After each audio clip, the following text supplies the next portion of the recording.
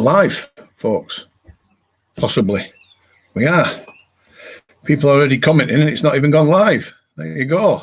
6 people watching. Right. Thanks for tuning in. It's absolutely red hot here. I don't know if you wonderful people are suffering from the same levels of heat that we are, but it's absolutely red hot. It's, I don't know, 28 degrees, possibly. We're just not used to the heat up here in the north, I don't think. Even in History Unearthed, that's Darren. Hi, Darren. How are you? 10 people watching, so we're not doing too bad. We've got plenty of people coming on, actually. Barbel Mad, hello. Hope you're all good. Welcome, sir, to you. And we've got the legend himself, Luke, from Anglo Detecting, Unearthing Our Past. Just while I keep Luke on this, what's it called? What we put up, the wording at the bottom on this banner. Just use that watching already. We've jumped up to 20 people straight away, which is encouraging. Give Anglo Detecting Unearthing Our Past a sub on Facebook, because on YouTube. Sorry, not on Facebook, on YouTube, because he's got a really good channel. He's very passionate about detecting, and people like Luke and others are the future of this hobby. So do it. Give him a sub. I've got one coming through on Facebook, Big Rush. I've not got a clue who that is, so it could be anybody because there's obviously no name. We've got beautiful day today, which it has been. Take advantage of the hot weather, do some fishing. That's what I've been doing last night. We had a tremendous session fishing last night. Hi, Mark. Hope you're okay. Red hot with humid. The Dark Night Detector is red hot with humid and inbound rain. I don't think we're getting it. We're not getting the rain here. We're getting this sort of sultry, sort of muggy weather. But we're not getting any rain as yet. Maybe Wednesday, I think, is the rain time. Martin Newell, hell of a nice fella. Evening, Graham. It's hot down here in B. It's hot down here in B. Now, where's B? Charlotte's. Right. Okay, Sis11, Detecting World, the legend himself, which is Dale. Hell of a nice fellow is Dale too. Well, everybody's a nice person on here, aren't they? I think. We've got Sean Smith. He's a nice fella. Sean, he's come on. He's saying it's cool down south, which is good. You need a bit of a breeze, don't you? Mind you, we were fishing till late last night off the beach, and it was the breeze came in around about 8 o'clock, 9 o'clock, cooled everything down that much. We had to put our jackets on. It was really, really cold. What have we got? We've got Jerry Deneen. Hello, everybody. Hello, everyone. Nice to see you. We've got Rob Hunter Collinson on board.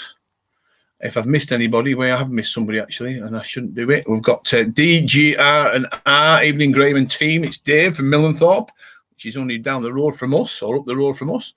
We've also got Steve Detecting Scotland. Hello, Graham, everyone. Hi, Steve. Lovely to have you on board.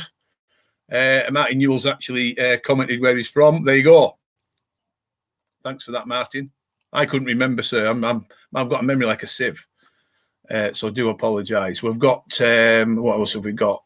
David Dickinson, he was out today in the heat, braving it. And we've got, actually faster than last week. If you remember when I was putting these banners up at the bottom, or these posts up, just let me itch me back. There's me back scratcher, folks. So I'm going to just adjust it. Melanie will cringe like mad for me doing this. But it kept, there you go. The back scratcher came into play. All fishing I will be on the riverbank June the 15th, waiting for the midnight to strike. So I guess he's fishing for barbel, which is a fantastic fighting fish, if I remember. Sorry, hi, Rob. We've got 32 people linked in, which will be good because we've got a bit of a debate going to spark off later on. So stick with it. Hi, Robert. As good as a day today as you had yesterday. Only £5 more out of pocket. Chris Critch, the legend himself from Salford.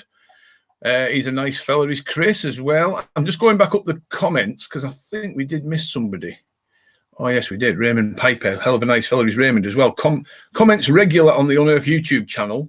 and he's just a nice guy and relates to most things detecting. So there you go. Evening, Graham. It's been a cool day here on the southeast coast. Well, that's good to know that you're getting a bit of cool weather coming in. Nothing worse, is there, than this warm, muggy weather? We've got to have a fan on at night. It's bloody ridiculous. Evening, Andrew Allen, Yorkshire. We've got. Well, the reason why I'm scrolling down and stumbling my words is because I'm looking at the comments coming through, because there's quite a lot. Steve, detecting Scotland good for mackerel. Yeah, there's joey mackerel around out in the Irish Sea, which is encouraging, because these big trawlers come in and scoop up to 500 tons of these at a time sometimes in these huge nets. So it's encouraging to see the mackerel come back, because they almost disappeared for a long time. Commercial fishing takes its toll on the fish stock. So, pleasure anglers or sport anglers like myself, when I can't get out detecting, suffer because we can't catch any. We've got 30 people on. Good evening, everyone from Oxfordshire. That's Len Jackman. Hi, Len. And we've got one from Lincolnshire, which is encouraging. Beesrow. I don't think you were on last week, sir, but you're more than welcome to link in. From Lincolnshire. Treasure Huntress, we've got. Hello everyone, hi there, lovely to see you on. Last week we had people from Denmark, Ireland, Scotland, Isle of Wight, Yorkshire, Cumbria, Suffolk, Norfolk. I've probably forgot quite a few actually, so I do apologise, but we didn't have anybody from Wales on, which is unusual, because we get a lot of people. We get a heck of a lot of customers from Wales. We've got Kevikus the first. Kev, a friend of mine, hell of a nice fella again. You'll hear me say that a lot, but who cares, when you're being honest. And we've got Dig It With Will. He's saying it's 24 degrees up in Scotland, so that just shows you, doesn't it, how hot it's been. The north getting whammed. So, while I keep Dig It With Will on the screen, feel free to subscribe to Dig It With Will's channel. He's got a lovely YouTube channel, Keeping It Real. Remember, the Team Unearthed banner at the bottom of the Unearthed YouTube channel. You'll see all the team members below me. They're all detectorists. They're all proper detectorists, not celebrities. They do the job, which is what it's all about. Again, Will's the future of detecting. Young lads coming through and young ladies coming through, encouraging. They're doing everything by the book, and they're enjoying detecting for what it is. They'll show you everything they find, and they don't do silly dances. I don't think. If they do, well, there you go. Right, we've got Jerry, actually. We didn't have anybody last week, I don't think, Jerry, from the USA, but you're from North Carolina. More than welcome to see you. I don't know what time it is there. You're probably about 6 hours behind us. So it'll be probably, 1 p.m. in the afternoon. I might be wrong. Actually, somebody's pulling me up. I'm from Wales. I was on last week, Graham. Sorry, I thought you were from Cheshire, sir. So I do apologise. So we did have somebody from Wales. We pretty much covered the whole of the UK. Didn't we have somebody from Northumberland on as well? I'm going to get pulled up all night over that, but I don't blame you. Pull me up. No dances for me, absolutely, Luke. Keep it real. I've got nothing against people dancing on YouTube when they make a nice find, but they do make a bit of a fool of themselves sometimes, I think. Say that again? Jerry, it's 2:08. It's 2:08, Melanie just said, in North Carolina. So there you go. So he's 6 hours, 5 hours behind us. So that's good news. 2:08. Excellent. And we've got people giving Jerry the thumbs up. Right. So then use people that are watching up to 36, which is encouraging. Just a quick one from last week. The winner of the I've got the stuff in front of me still, which will go up tomorrow in the post. For the winner of the contact merchandise was Jeff Block. Well done, Jeff. Melanie drew your name from the hat of all the people that were commenting on here that we said we'll put into a mini draw. Jeff Block won. So well done, Jeff. And we've got a Facebook user, and hi, it's John Branner from Scotland. Hell of a nice fella. And it's his first time, I think, he's linked in on this live chat, which I'm hoping you'll find it quite interesting. Well, John, he's a clever fella. I live near Chester, but just over the Welsh border. Well, there you go. We've got.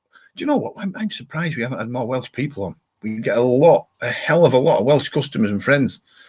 Maybe a bit early in the early in these episodes of the Detecting Talk, Sunday Night Live stuff. They're not maybe caught up on it yet.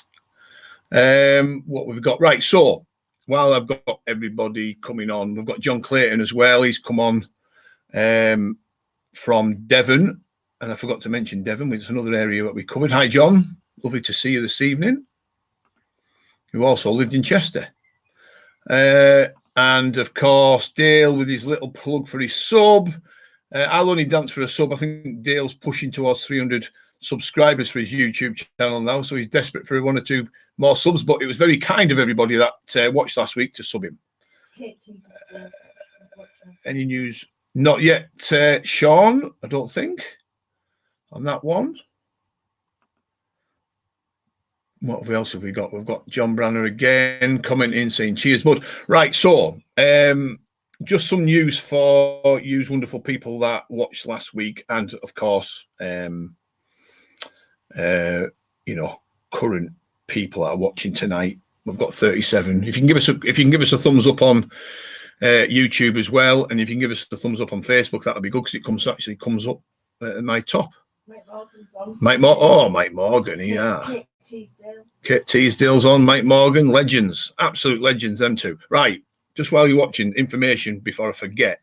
If you remember last week, I announced about we're going to do this weekender, an Unearthed weekender in August time. There has been some changes, sadly, but not all's not lost. So we were planning on this weekender in August, but it's looking highly likely now. It'll be in Cumbria the weekend. And me and Melanie are going to do some work in the next probably 3 or 4 weeks to secure the particular parcel of land that we want to potentially do the weekender on.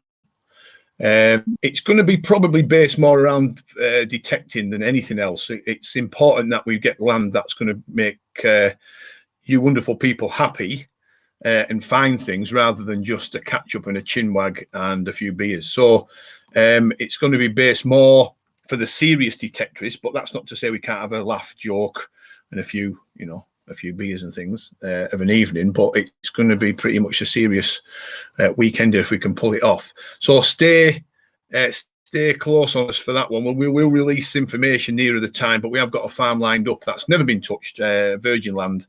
You know, how many people can say that nowadays? But there's never been a detectorist on it, which is good news.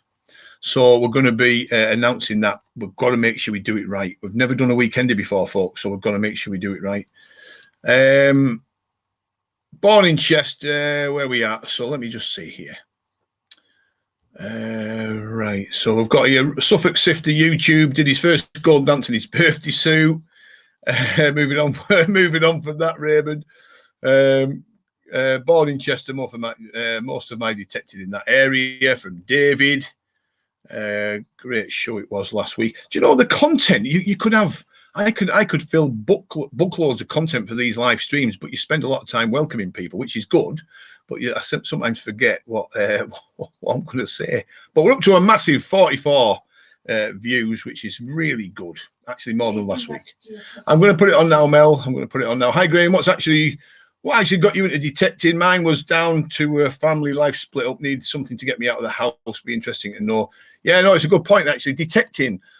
I've always had the ability as a child to find things. So I used to have eyes like, well, still have. I've got eyes like a, you know what, rat. Something house rat, without swearing.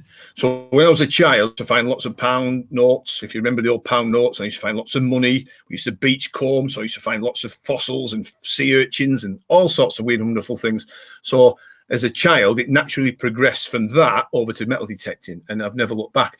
Probably detecting, Jay, is probably one of the only decent things, or one of the only things I'm pretty good at. There you go. Yeah, it's been an obsession ever since. But I just wish we had our machines now back then. There you go. Instead of some of these chewing gum. Some of the early machines were as good as a bit of chewing gum on the end of a stick. That's how bad they were. Hi, Dean McAvedy. Is that Dean himself saying that? I think it is. Absolute wonderful man is Dean. He's one of the nicest men you'll ever meet in the detecting world. And we've got the Suffolk Hunter on. Evening, Graham and all. Lovely to see you, Suffolk Hunter, and great spelling of my name. You're one of the only people that spell my name correctly, sir. So you've gone right up in my estimation. Bizro or Bizro with a wonderful image of a goggly-eyed man, and I can't remember the guy's name. Mine was retirement, which is right. We get a lot of retired individuals starting detecting up as soon as they retire, because they obviously want the hobby and won't get the teeth into something new rather than bloody work. We've got Paul Blundell on. He's coming through now. Oh, we've got Sean Smith saying hi to Dean. We've got Paul Blundell there with a lovely family picture of himself and the kids and the wife. We've got a Facebook user. I'm not sure who that is, though. Evening, Mike, Gray, Mel, everybody. Evening to you, sir. 46 people linking in. There's actually more than last week. Mine was changing in my career for exercise. Yeah, I mean, you can lose some serious calories at detecting. In this heat, walking around digging holes, and the amount of steps that you do, it's quite amazing. Marty Fellman, that's it. That's him, Marty Fellman. Yeah, with the funny eyes that used to roll around. Yeah, one eye was looking down, one eye was looking up. Dale will have no problem being so close to the ground. Oh, Andrew Ellington first, absolutely. All 3'2" of him. Somebody's asking if we're all well, which we are. I'm pretty sure we are. Melanie's getting better by the week. And there's Melanie Luck, because she's linked in via YouTube, and she's got a picture. Oh, is that YouTube you've linked into, or is it Facebook? I'm on both. Oh, you're on both. But she's got a picture of Honey the sheep with a pink hat on. And that's one of our sheep, believe it or not. That's the crazy world of Unearthed. Me and Mel with crazy sheep. Kurt Upton on Facebook is asking you when you booked. Oh, right. Okay. So we're up to 53. That's the most we've ever had on. Hi, mate. When's the book out? Hope you and Mel are good. The depressing news on the book. The depressing news on the book is it was going to be out in less than, I'm just looking at the calendar, probably about 3 weeks from now. And it was all very exciting, and we did lots of early promotional work about promoting the book, and the publishers put it back to the end of August. So the book is now not going to, I put some pressure on. I was very, very upset and frustrated about it.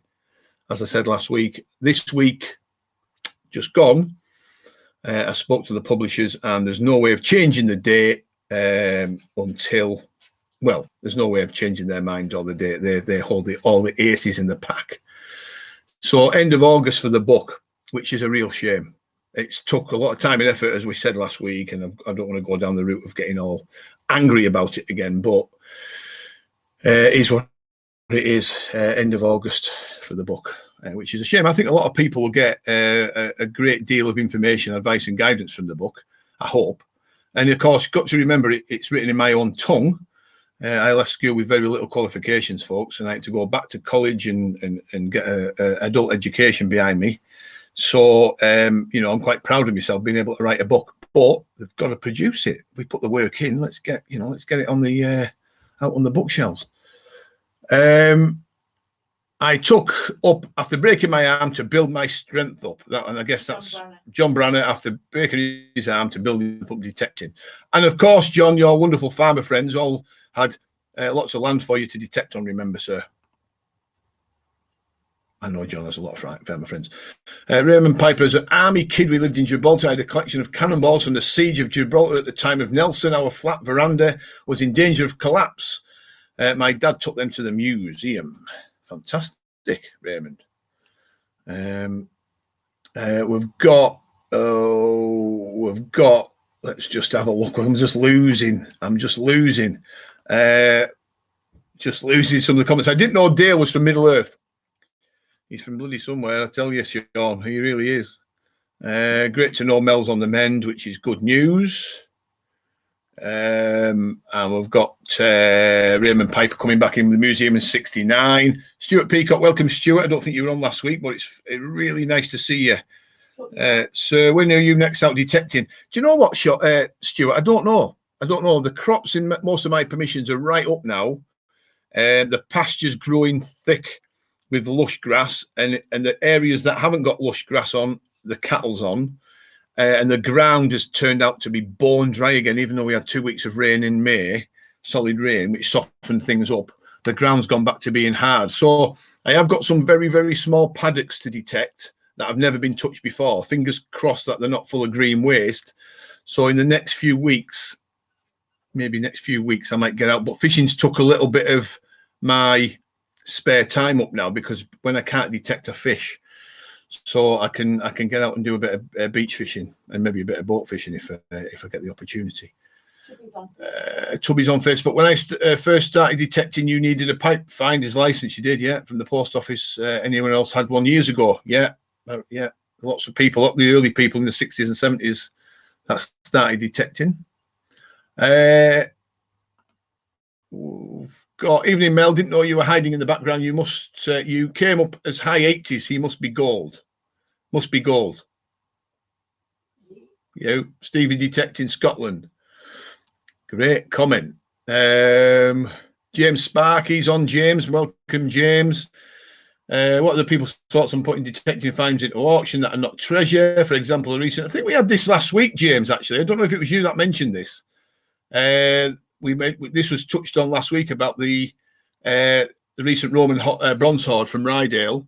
The grief from some has been unreal for us finders. I agree. The thing is, nobody's breaking the laws about, if a valuable object comes up and the landowner and the finder have got a 50-50 split, and, the finder can't afford to pay the landowner out or vice versa, really sometimes the only sort of genuine way to do these things is for it to go to auction. I'd love to see these wonderful objects on display in the museum with, I have to say, with, I'm just going to knock that off, with the finder's name on, found by a detectorist. But how many times do you go into museums and you see a hoard on display and it never mentions the word detecting, it never mentions the person who found it?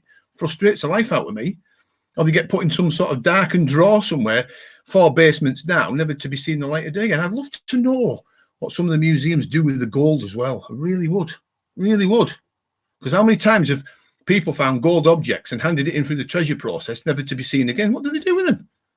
Do they just keep them in a drawer somewhere? Oh, hang on a minute, we take them out every now and then to do some specialist work around it. We weigh it and measure it. You can weigh and measure it and analyze it so many times. What more information you're going to get out of a gold object, just tiny little gold object, like some of the things we used to find.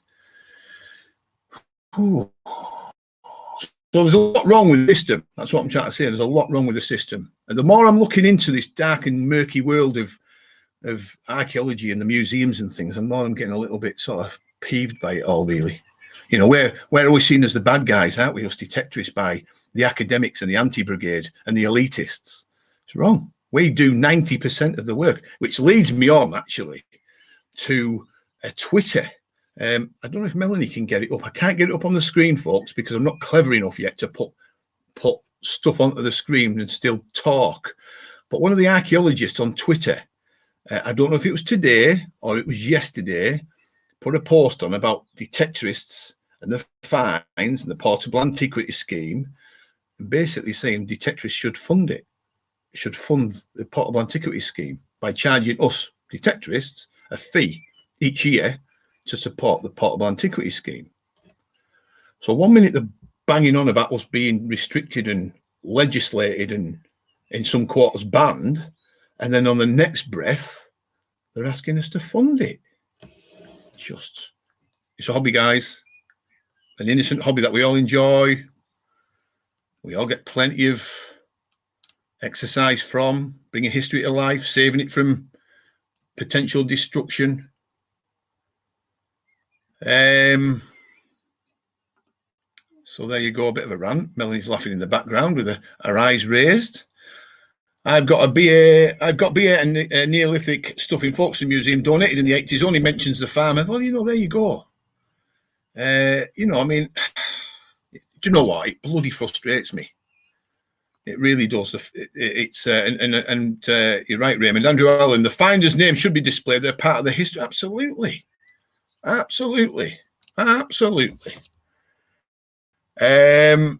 We've got Detector Kev on as well for the first time. I don't think Kev was on last week, but welcome, Kev. I'm going to say it again, another very nice fella.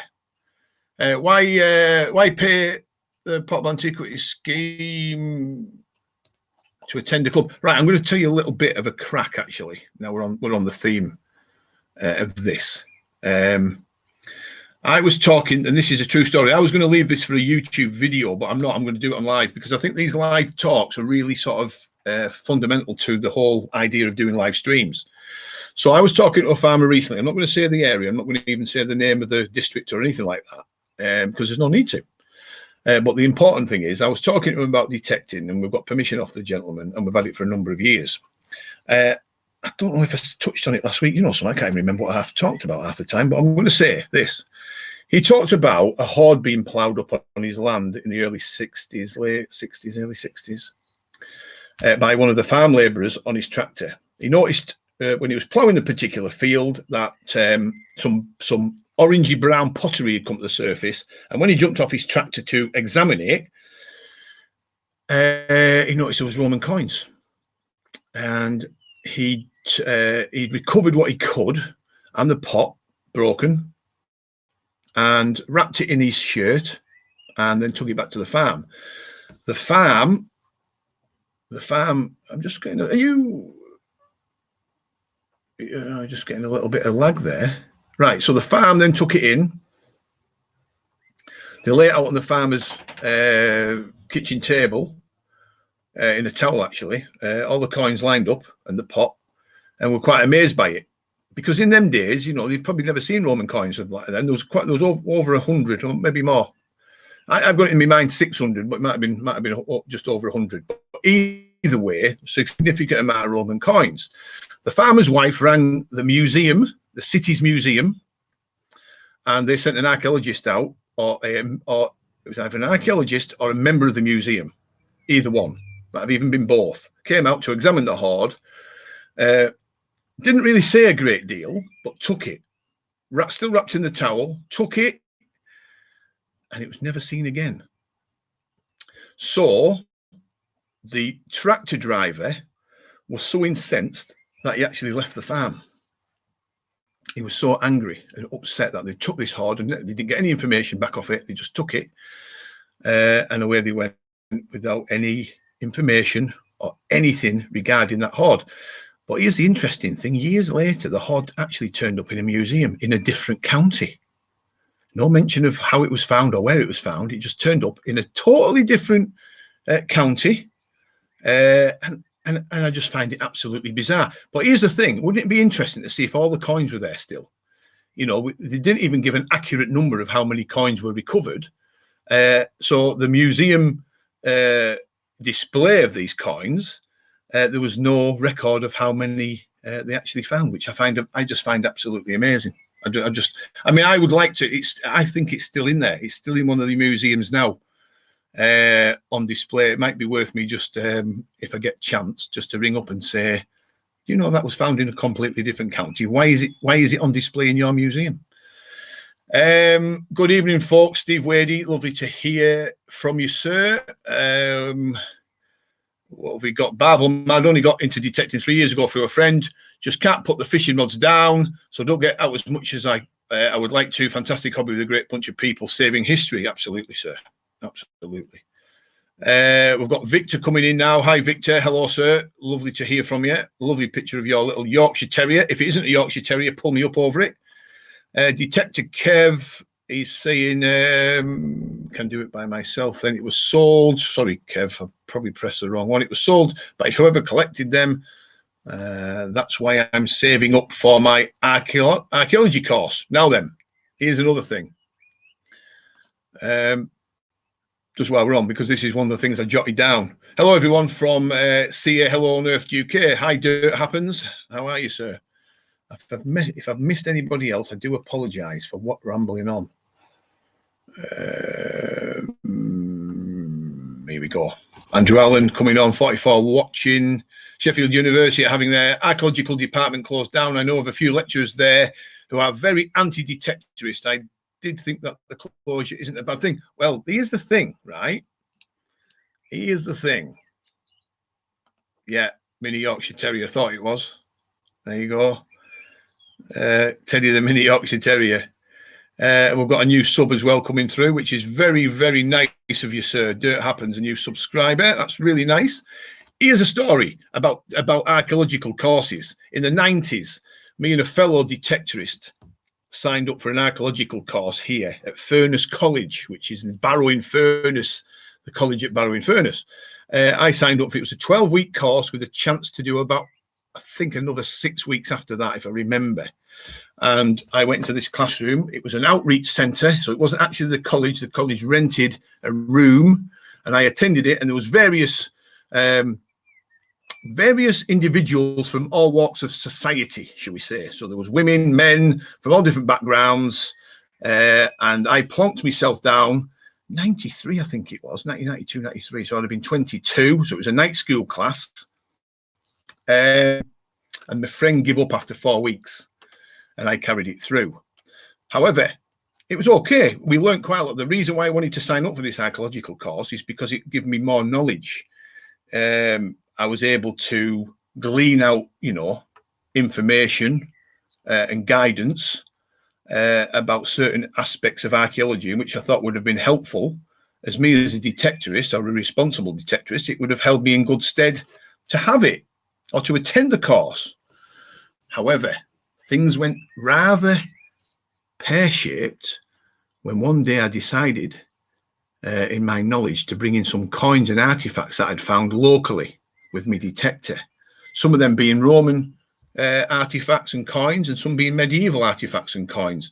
And when I showed the lecturer, right, the finds, he was quite interested, because a lot of the times, and a lot of people that were attending the course were probably finding bits of pottery, field walking maybe, but they've never handled things like Roman denarius, brooches, or hammered silver coins.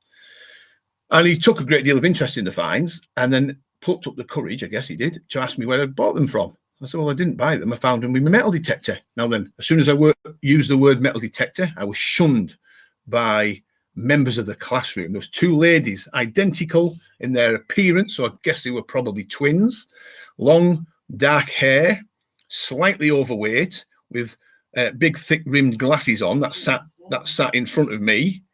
Melanie shouldn't have said that, but did.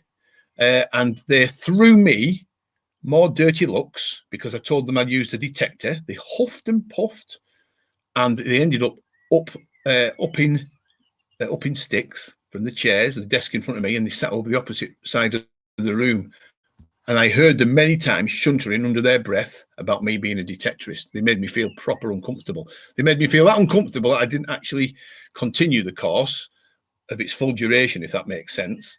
And when I found the lecturer, when I finally come face to face with the lecturer a little bit later on, a guy called Doug, they used to call him Doug the Dig or whatever, I actually told him. And he said, well, yeah, we don't really like detectorists, you go around doing this, you go around doing that. And I couldn't believe the attitude of it. So I'm under no illusion that there's a great deal of these college lecturing type dinosaurs that hide in colleges and universities corridors that hate detectorists. And that's the truth. It made me feel proper uncomfortable. I'm getting lag from you, mate. So you're getting lag, Mike. It's probably your internet connection, because looking at mine, we're on full power. So just check if you've got your phones going on and everything else linking to your own broadband, knock a few of them off and you should get full job. Where we at? So Mini Yorkshire Terrier born in Portugal. How else do you think they'll be found? You're right there, sir. You're absolutely right. It's just, do you know what? It's so wrong, isn't it? I brought them coins and artifacts in, quite proud that I'd found them. And I probably wanted a little bit more information on them, And they absolutely went ballistic. Then, like I said, these two ladies they actually worked for a local museum district. So there you go. They were rude. They were really rude. I should have come. If I was a bit older and a bit more brash, I would have probably complained directly to the college about the behaviour. But anyway, there you go. True story. I handed in a Roman Republican denarius to a student digger on a weekend while helping archaeologists. It was never handed in, as I did not know his name. There was only 3 of us that day. Well, there you go. He never handed it in. So it's just wrong that these you know, that there's a lot of people out there that don't understand the solid work that the detectorists do. But you know, I harp on a lot of YouTube channels about us saving, you know, saving history from destruction, from the plough, modern, you know, agricultural machinery. We're just saving, you know, most of the finds that I make, actually, Roman brooches and things, are already broke. The pins are missing, so they're completely worthless things, but they're lovely to find because you're holding something potentially 2,000 years old. So we're saving history to be brought back to life for people to enjoy seeing. However, so I harp on about that, but we are also up against a very, very small minority of detectorists that think it's okay to break the law, and that's wrong. So some of the comments on social media of late, where people think it's okay to go night hawking, and some people think it's actually okay to go day hawking, is completely, to me, as bad as the anti-brigade. So just you know, just keep an eye out for these idiots that think it's okay to go out detecting in the day and night and think they're not doing anything wrong, because they're the ones that bring us respectable detectorists into the you know, they tar us with the same brush. Michael is in the house. Hi, Michael. Lovely to see you, sir. You do, I, Kevin. The good job, mate. More experience. Let's have a look at this comment coming through. Graham, do archaeologists dislike us because of illegal detector noise at another angle? Do you know what? No, I don't think all detectorists, all archaeological individuals or archaeologists hate us, but there's a lot out there that do not like detectorists because they think that we break through archaeological strands in the earth to, as some of them call it, hike out brooches and coins. Well, we don't do that. We save it from potential destruction, don't we? I've never broke through any archaeological remains or layers, should I say, in 40 odd years of detecting since I was a kid. I can hand on heart say that. We're just saving things from history, aren't we? We're doing an absolutely fantastic job bringing these things back to life. If it wasn't for detectorists, most of these wonderful hoards would just be still buried. Melanie yawned in the background there, so I don't know if she's listening. Is she getting bored of my voice, or she's just being Mel?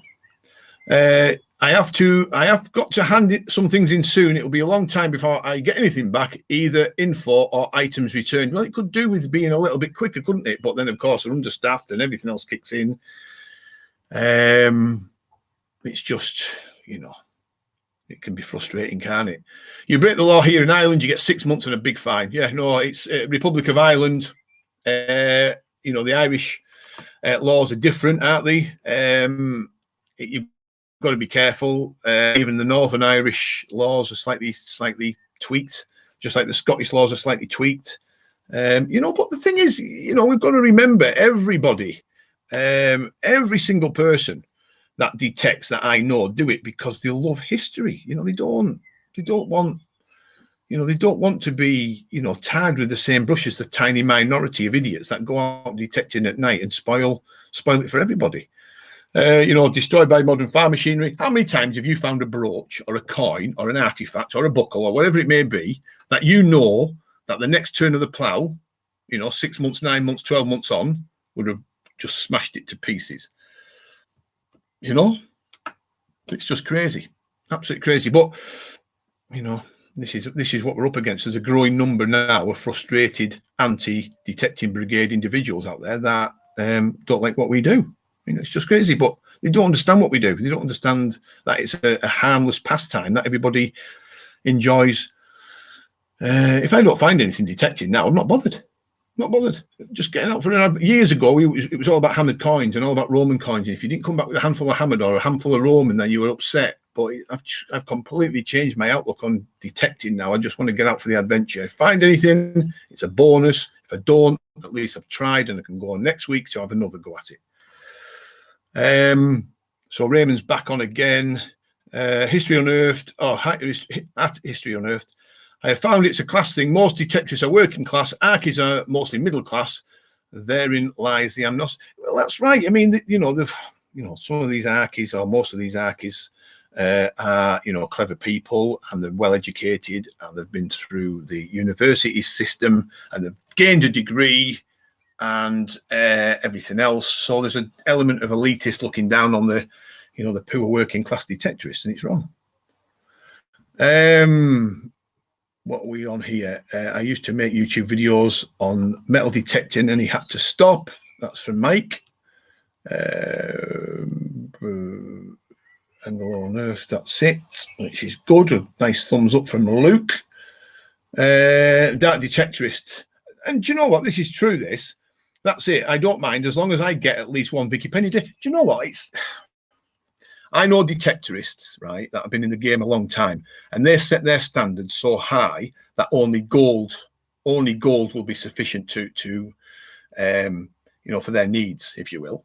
Right now, sitting back, there's actually nothing wrong with that because they've probably been detecting for such a long time. They've got to a level where, you know, in their eyes, that they strive for excellence. So, like you fishermen out there, you want to catch that double figure fish. You're sick of you're sick of catching these little bass or these little perch or these little whatever it might be. You set your sights on bigger fish, and it's the same in the detecting world. You set your sights on better finds. So I've got no problem with people, you know, aspiring to find gold. The problem I've got with it is when they look at the monetary value only. You know, when they say, like I said last week, of the guy with the YouTube video of the Saxon penny, he found a Saxon penny of the first 10 minutes of filming, and he said that's got to be worth 600-800 quid. First thing he said, which is wrong. That channel was unsubbed then and never watched it again since. Victor's been detecting for 3 years. Love this hobby. I'm happy to find 1p every time I go out. There you go. It's all about the adventure. You know, it's all about the adventure. I am missing some. I am missing actually some comments, and I do apologise because there's that many people coming through. Archaeologists and detectorists should meet more often. They should, Len. They should. Do you know what I find? I find some of the archaeologists that run the social media side of things are the worst. I do. Probably the day-to-day archies are probably decent people and they understand the work that we do. I know I've got friends that work alongside the archies in their world, and they get on. You know, they get on very well.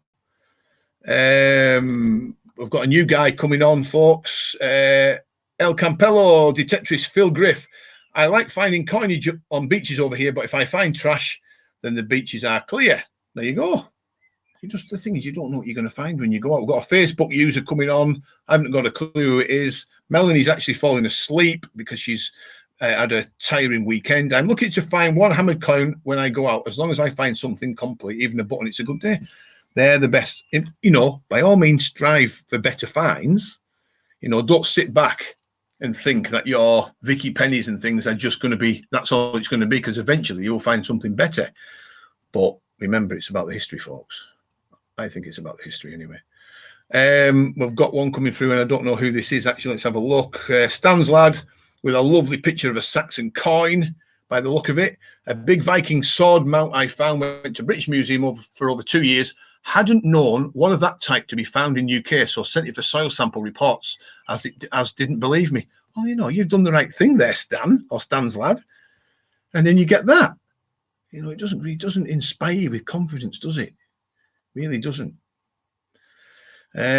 We had a dig actually last year, and a lot of you people know this because you watch my YouTube channel. We had a dig in Cumbria last year, 2020 January it was, so it's over a year ago now, where we were lucky enough to find, or one of the guys on the digs, Chris, was lucky enough to find on the Unearthed organised dig a hoard of silver pennies from Edward I, Edward II. I think there might have been a continental one in there as well, if I remember. But it was a lovely hoard. The coins were fantastic. He handed it in through the treasure process, and the same day Colin found his almost unique, I think, it probably is unique, medieval gold ring with an inscription inside. 14th century, which was really unusual. You know, within an hour of each other, them two came up on completely different fields. And we've still not heard anything back. Not a thing. So I'm going to hopefully this week ring around to see if we can get an update on them two discoveries, because the farmer whose land it came off wants to know. He has every right to know. We've got Eddie Bethwaite, my old friend Eddie, mince pie. Eddie, let me just see if I can get Eddie up. The problem is they need to get rid of the old guard who run the archaeological world and get younger people who have a new approach. Absolutely. Absolutely. People that understand, Eddie. You're right. we've got a new guy here, Don from Scotland. Good evening, everyone. Hi, Don. Lovely to have you on board. It's a fantastic thing that we've got the Scottish guys on. Detector Kev, are you allowed to keep a coin if it's treasure? I'm a coin collector, so no. So if you find a coin, a single coin isn't classed as treasure, Kev. Now, whether that changes in any of the rules coming up, who knows, or potential rules in the future coming up. But at the moment, a single coin is not classed as treasure. Anything 2 or more, or 300-year-old gold, silver, it will be classed as a hoard. And then it goes on and on. There's other rules in there with coin hoards that can trigger the treasure process off.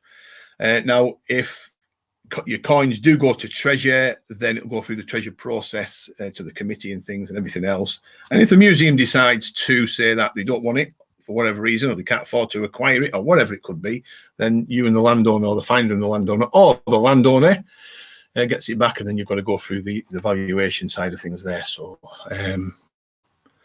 what have we got? Coming through? We've got the only time I find something hammered is a local alcoholic lying in a field. Well, let's hope he gets better soon, Steve or Stevie. We've got another one from David coming through now. No reply from the British Museum last week about treasure finds. 18 months now. We understand. We all understand, don't we, that the COVID virus scuppered a lot of people's work, and a lot of people got furloughed and had to work from home, and things got put back, and we didn't hear things for a long time, and everything was slowed down. Everything came to a stop. But you think about it, before the coronavirus came around, things were still slow within the treasure process world.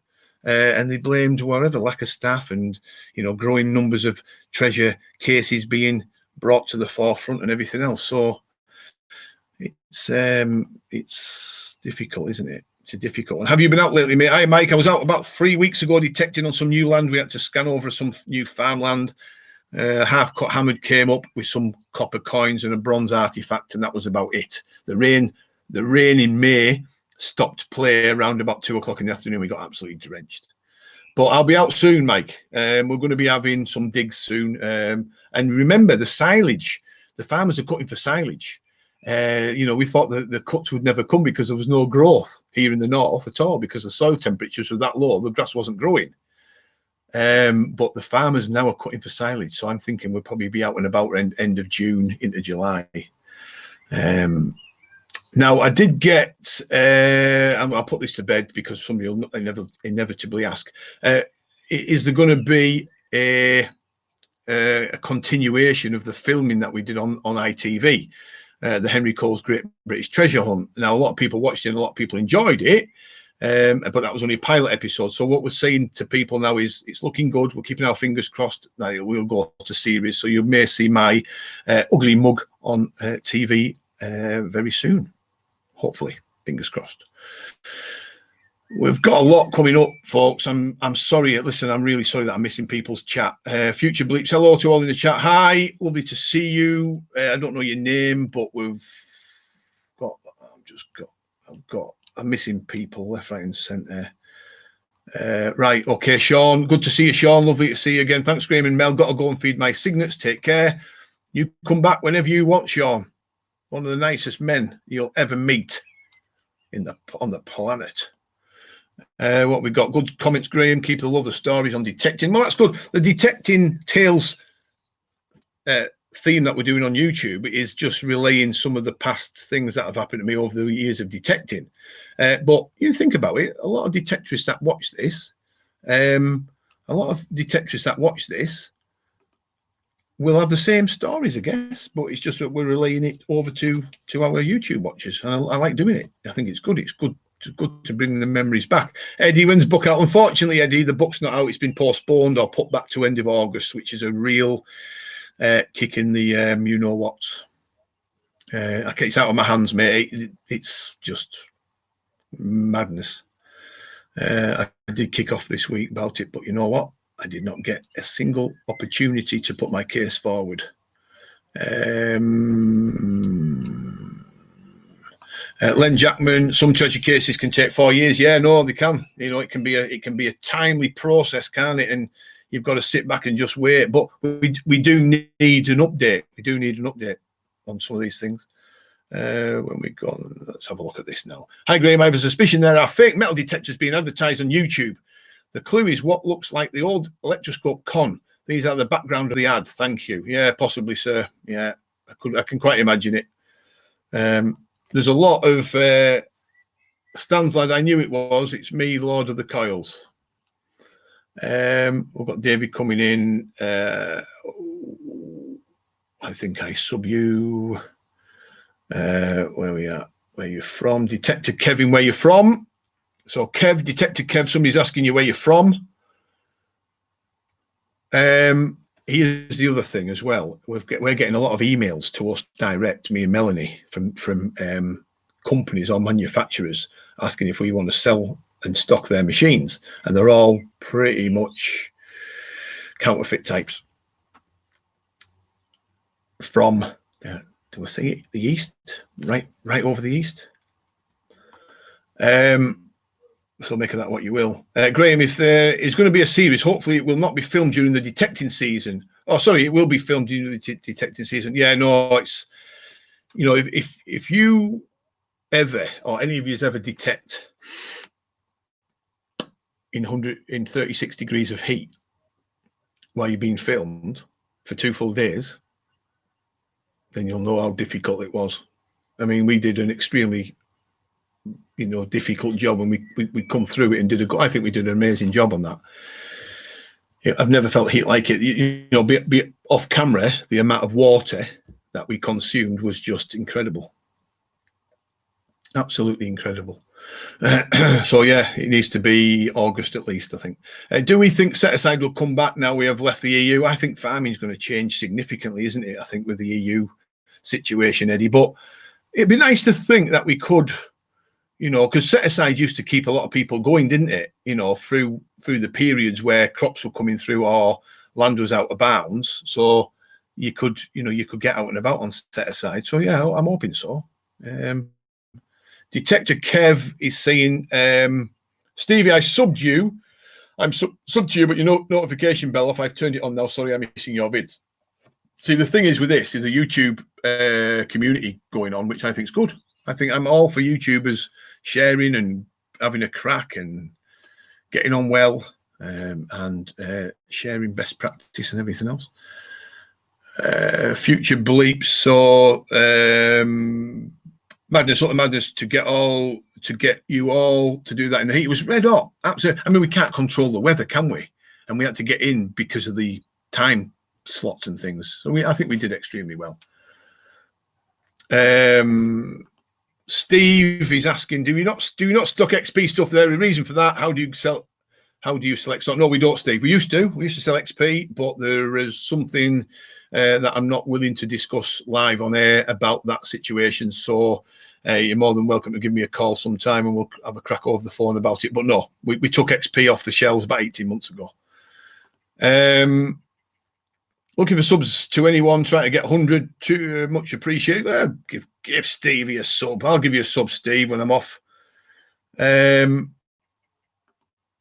here's Kev coming in. Kev from Cumbria. If I can just link him in. No detecting in the sun after getting sunstroke. The gold pan will come out for the next few months. Absolutely. Always fill your time up with something. If you can't detect, I fish. Kev goes out with the gold pan, which is, you can hit on some really good gold veins, which will be fantastic. Keep us posted, Kev, how you get on. Set aside is excellent for wildlife, so that might encourage it, Bill. I know Eddie likes his set aside and his mince pies.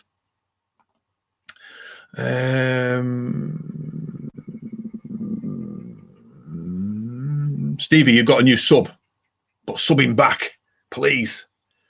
Everybody sub Dale, Sis11.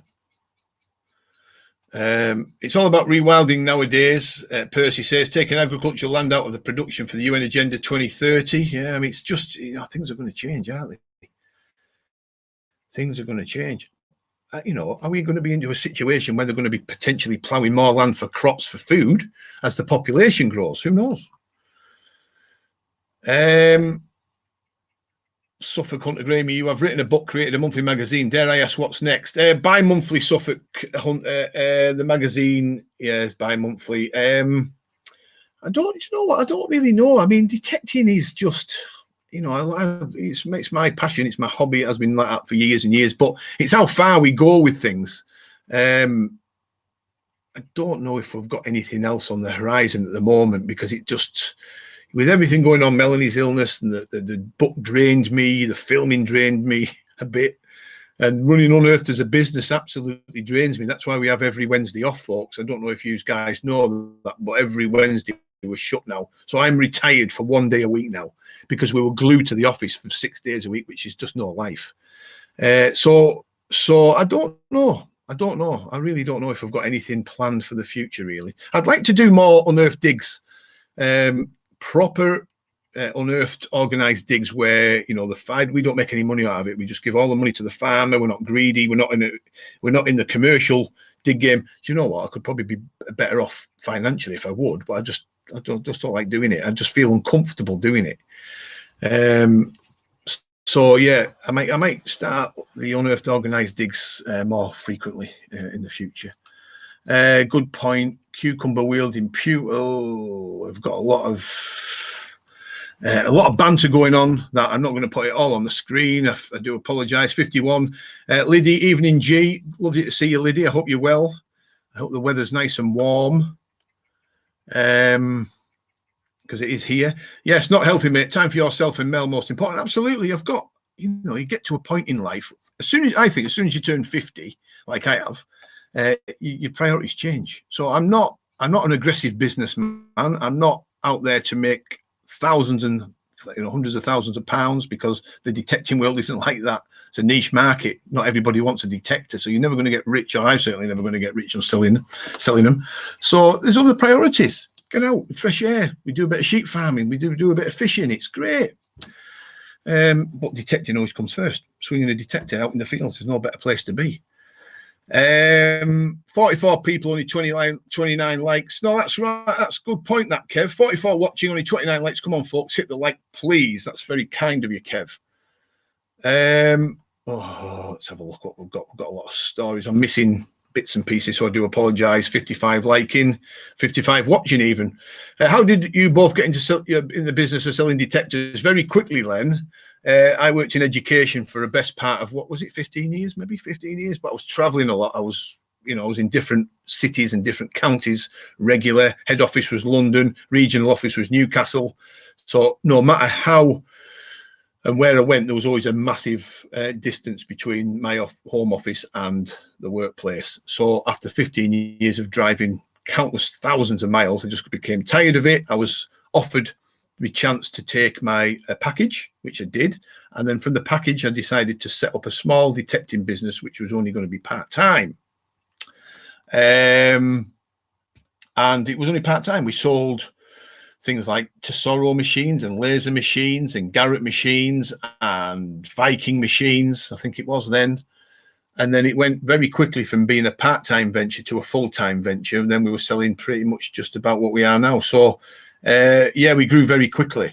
And it was interesting to see. We came from nowhere. We weren't given the business by anybody. We started it from scratch.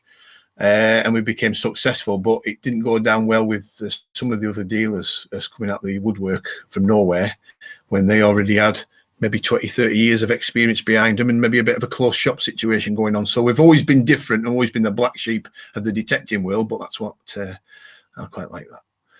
I quite like that. What we are missing, there's so many comments coming on, isn't there? Got to pop down to the shop. Got to pop down to the shop. That's Mike Morgan. All right, Mike, come back on when you're ready, sir. You're welcome. Detecting like an infection gets worse as you get older. Beware. Yeah, no, it's very good. Let's just have a look at this. Let's have a look. What's the best coil detector combination of heavy? Not Thursday channel uses a Fisher. Not Thursday channel. Not Thursday channel.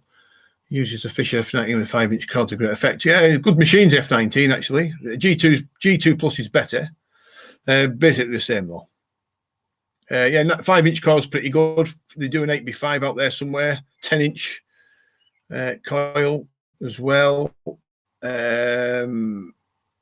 Let's just see if I can put the invite out, because I think, sir, guys, I think we may have somebody that's wanting to come in. Right, so there's a StreamYard link, folks. If anybody wants to come in live and talk, I will show him my finds. I don't know about you lot, but it took some time. Coins Victoria found it at my son's school, and the kids and teachers loved it. No, it's a good thing, Kev. If you get the opportunity to go into school and talk about detecting, do it, because the kids love it. They get captivated by by it all. Here we've got somebody coming in, folks. Boom. Let's see if we can get him in. How you doing, guys? There we go.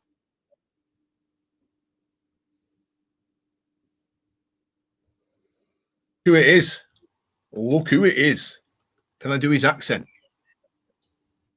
Go on, go for it, Graham. Can you do my accent? Can you hear me? Yeah, can hear you. There we are. So Rob is in the house. Can you hear me, Rob? Yeah, I can hear you fine, loud and clear there, Graham. Rob, are you there? You're probably very won't be slow, mate. 1 minute.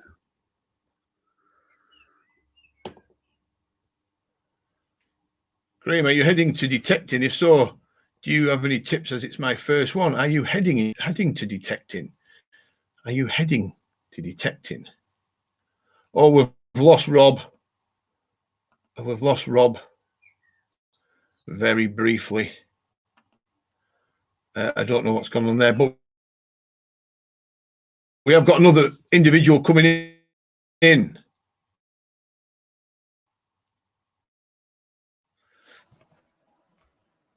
Hello. Let's just see if we can get this link going on.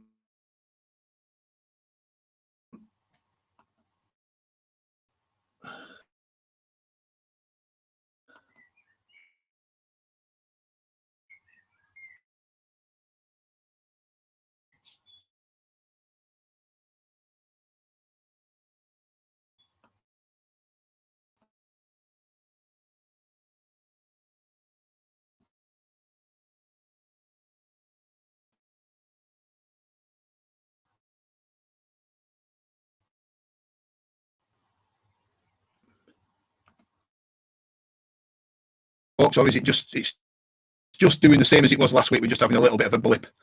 No,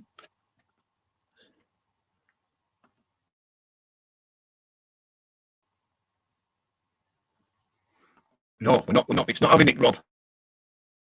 For some reason, it's not letting me in. There's just a little bit of a black screen going on. So I don't know.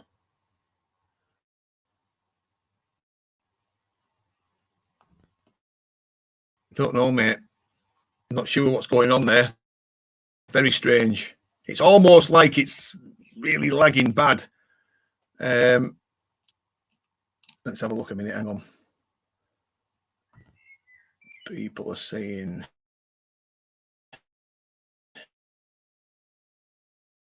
yeah, we've just got a bit of a lag going on, folks. Just a little bit of lag. Just see if you can come out and maybe go back in.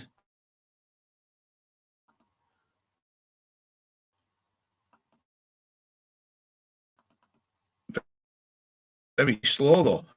Everything was going swimmingly until we tried inviting people to come in, and then it's just gone really slow. We're having trouble connecting. It's an unstable internet. Yeah, okay, sir. Yeah, we'll do that. So we're having a bit of it's probably because I'm using Wi-Fi, but we'll try again in a minute. It did take a little bit of time last week. Here we go. Here we go. This could be it.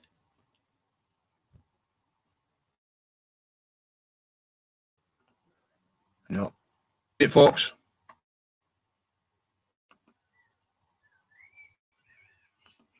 Let's have a look.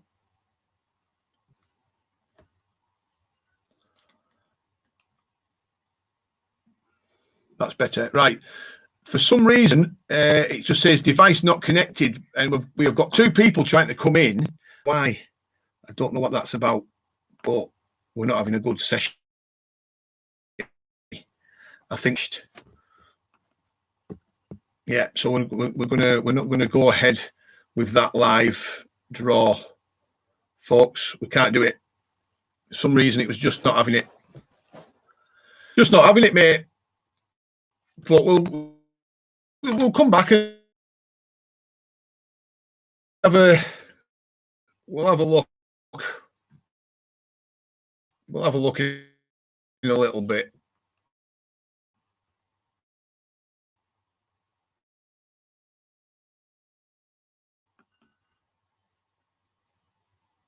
I think we're going to be okay. I think we're going to be okay.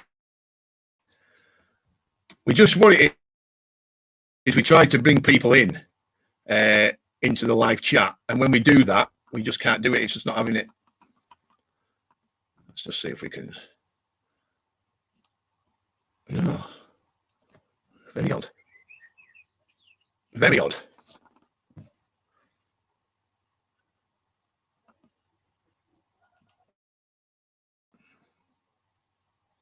Yeah, we're having issues.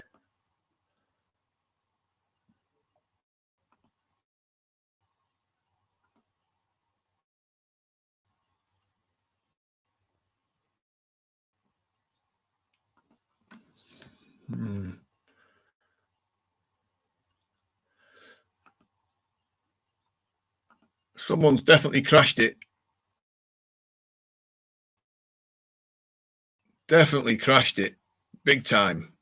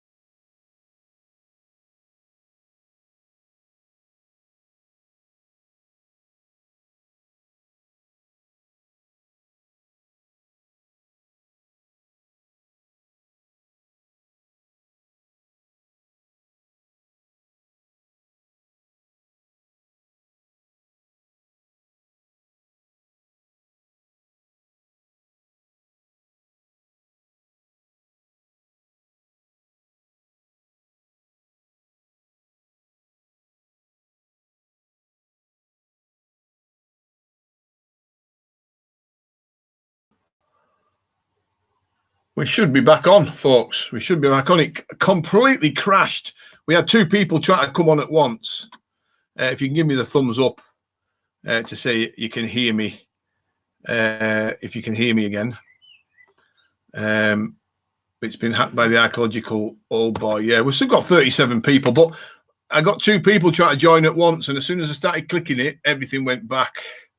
Everything went back. So I'm not gonna add anybody tonight. Sorry about that. Rob and Kev, but I need to get a better connected. Well, I need to find out how to link it better rather than using Wi-Fi, because I use Wi-Fi and it seems to be okay when there's one person on, but when I try to get three on at once, it was too difficult, mate. So yeah, bad news. So there you go. We're going to see if we can just do it that way. I think we've had a bit of a good debate. We're not going to do it as long tonight. We're going to give up around about 9 o'clock. So we've got less than an hour left to talk, you know, the talk stuff and everything else. We did 3 hours last, really quick, but I'm absolutely knackered from fishing last night, and I need to get to bed because I didn't get until 1 o'clock. Or was it 12:30 or whatever? And I didn't get much sleep as it was because of the heat. Did Mel pull the plug? Probably, mate. Yeah, she's pretty much wasted today, really. She's tired out, so she could be hijacking History Revisited. As said, it wouldn't look right without Jason on with them two anyway. Lol, you may have a point. Steve Wade's giving it the thumbs up. But yeah, we got into a bit of juicy debate, didn't we, about detecting and fines and Treasure Act and Archies, and well, you know, we've got to discuss these things, haven't we? And just while you're on, you can see my back scratcher there, which is an adjustable one, and I stick it down my back. There you go, like a little claw look. Right, hang on, where we are. Mel hates me doing that. Suffolk Hunter. Should Simon Austell, hello Graham, nearly forgot this live was on, just got back from detecting, found a nice Lizzie Hammond. Well done, sir. You lucky gentleman. You do quite well in the old out in the west, so keep it up. Where we at? Losing a few bits and pieces. If I can get this one in. Should you clean fines or not? It's a good question. I think I've cleaned plenty of fines in the past that need cleaning. So the key to that question is, or the answer to that question is if it needs cleaning and you can get away with cleaning it without any damage to make the artifact or coin improve the look of the coin and artifact, then by all means, if you do it in a considerate and careful manner. However, there's too many people out there that use the spit and foil method, and I think it's horrendous. Let me talk to you about that if I can. And I think a lot of you detectorists on here watching this will realise where I'm coming from. But years ago on the rally scene, out of the blue came, because we used to do a lot of rallies, believe it or not, when we were younger. I'm just laughing at some of these comments. All of a sudden, it came out of the woodwork that you could spit on a hammered coin between silver paper, tin foil, rub it, and it'd come up, you know, clean it. But in reality, all it does is absolutely damage the coin. I remember seeing an Edward the Confessor penny that was darkened with age, and a guy spat on it and rubbed it between two pieces of tinfoil to bring the shine back up on the coin. Now you put that under a under a glass. What they call, Mel, them spy glasses that you have. Yeah, like a loupe. If you put it under that magnifying glass, you'd see the damage that spit and tinfoil does to a coin. And we still have people coming on the Facebook group saying, I clean my coins by the spit and tinfoil method, which was a rough and ready method that came about in the 80s, I think, and everybody started using it. It did untold damage to coins. Don't do it. Absolutely don't do it.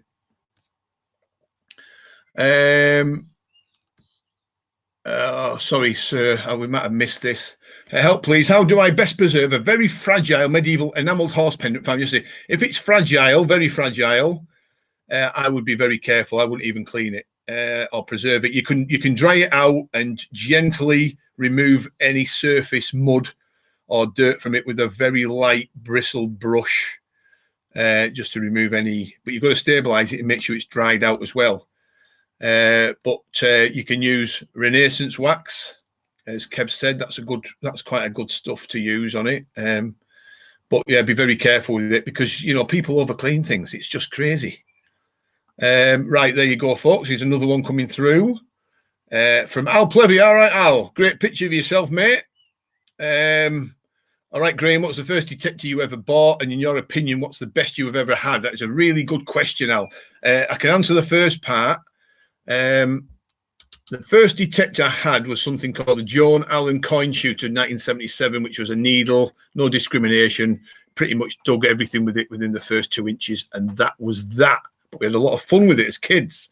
The first serious detector I bought, the most serious let me rephrase it. The most professional detector I bought in them days, in 1987, I think, I was 86, was something called the Tesoro Royal Sabre, which was a second-hand machine. I bought it from someone in the local shipyard, which was a great machine, apart from it having a crack in the polo search coil. So when I detected when there was moisture around, the moisture used to get into the search coil and the machine used to go absolutely ballistic. So much so that I couldn't detect properly with it. I could only really detect in dry weather. So we ended up putting some resin around the coil to seal it. So it had purpley pink resin around it, which looked rather weird, but it solved the problem. And then after that, I had a Toltec 80, which was made by Tesoro. So some of you guys can give me the thumbs up here because you'll remember the Tesoro machines well. And then I went from that to a Tesoro Toltec 100. And I had a golden sabre, and I had a silver sabre, and then I went up a notch to something called the Fisher 1266X. And in between that, I also had a machine called the Minelab Tribune, which was a fantastic single frequency detector that Minelab made. And they stopped production of it pretty quickly after a few years and decided to go down a different route. So there you go, sir. And I have had quite a lot of machines. I like to try different machines. And, you know, I've had relatively a lot of success with it. One of the best machines I've ever used, and I say this to lots of people, was the G2 Plus by Technetics. Just found me loads of gold and found me loads of silver. It was an easy machine to operate and lightweight.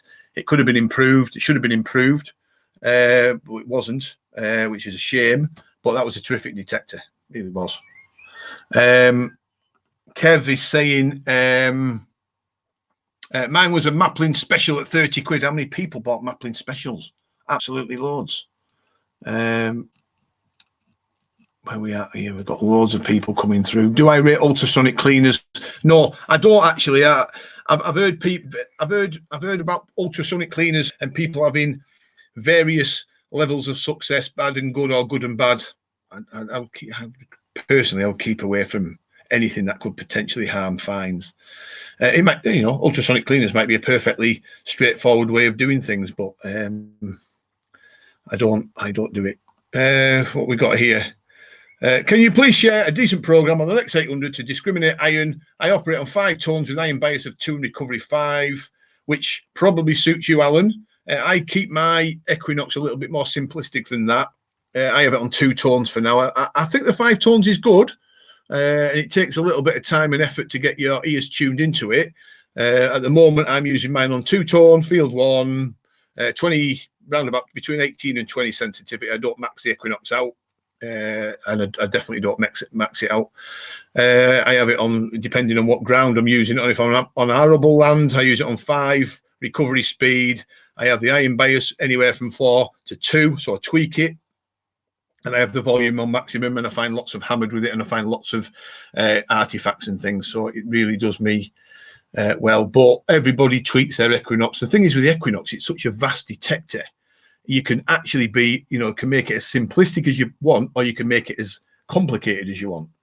And they are, believe me, they're a terrific machine once the penny drops with them. They are a terrific machine. I just don't like the standard coil, by the way. I'm not a lover of the standard coil. Steve Wadey, my first was a Knox 800. Love it so far. Yeah, you'll do well with the Knox. We've got other comments coming in. Please don't clean coins if they look okay. Leave them alone. Absolutely. If the coin looks fine, you're not going to be able to improve it. You know, how many people have I seen? Oh, I think there's a worn copper coin here, and I think there's an outline of a head, and they scrub it. They put a Brillo pad on it, some people, these copper coins, and they think they can see these imaginary shapes and things, and all they're doing is wearing the coin out even more. When I can ever get in my shed, I will take out my first ever machine. Can't remember the make. It could be a Tandy or a Radio Shack. I remember the Radio Shack because we had a local Radio Shack outlet, and it's a dinosaur, yeah. Kev would love a Knox. Kev would be dangerous with a Knox because he'd find that much stuff. Suffolk Hunter first was a Garrett Ace 250. Wish I kept it. Went to the full XP days and not looked back. Lots of comments coming through, folks. 49 people watching. My first machine was a Technetics Eurotech Pro from yourself. Good little machines. Yeah, they're good little machines. Seen them pull I've seen the Eurotech pull Celtic Gold, I feel.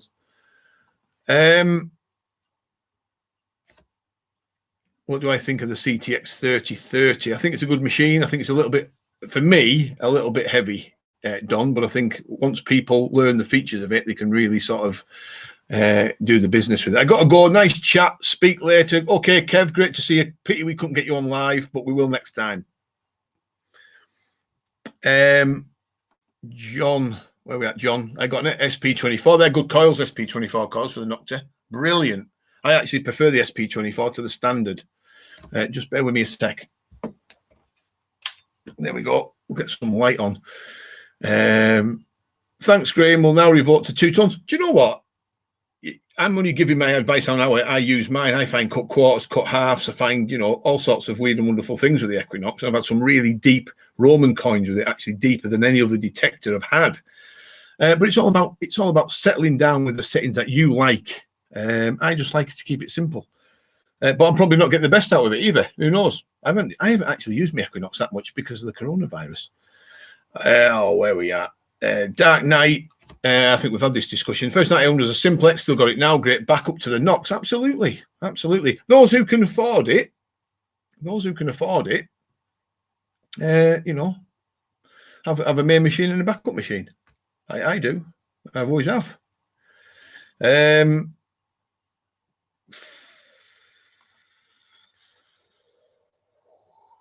a newbie, purchased a Galaxy 250 in March, sold it after 3 weeks, bought a Nox, brilliant machine. Yeah, absolutely. We sell more Equinox machines than any other mine lab. And we sell a few Vanquish as well, but the Equinox is a real good selling detector. Obviously keeps a roof over our heads, me and Melanie. Good night, Kev. Thanks for the tip. Which is good. There we go from Percy. I'll keep that up on the screen a little bit longer so Kev might better see it. Found my hoard with the ETP. Yeah, you did. Roman hoard. I remember it well, Darren. Fantastic find. I mean, you got a find there, finding a hoard of Roman Republican denarius. You've hit something that not a lot of people will ever find in their detecting careers. So you've got you've done really well. 45 liking. Mel's nearly falling asleep. She needs to go to bed early, but she won't because she's tired out because she had a girls' day out yesterday. And they all talked for about 5 hours non-stop, and the temperature in that area went up by about 6 degrees. And now she's absolutely shattered. And she's got a busy day ahead of her tomorrow as well because the sheep get sheared.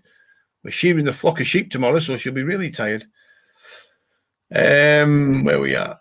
Andrew Allen's coming back on. I love the Equinox. It's only a 600, but it does the job. 90% is fleshy between the headphones. Do you know what? The 600 Equinox is not that, there's not a great deal in it.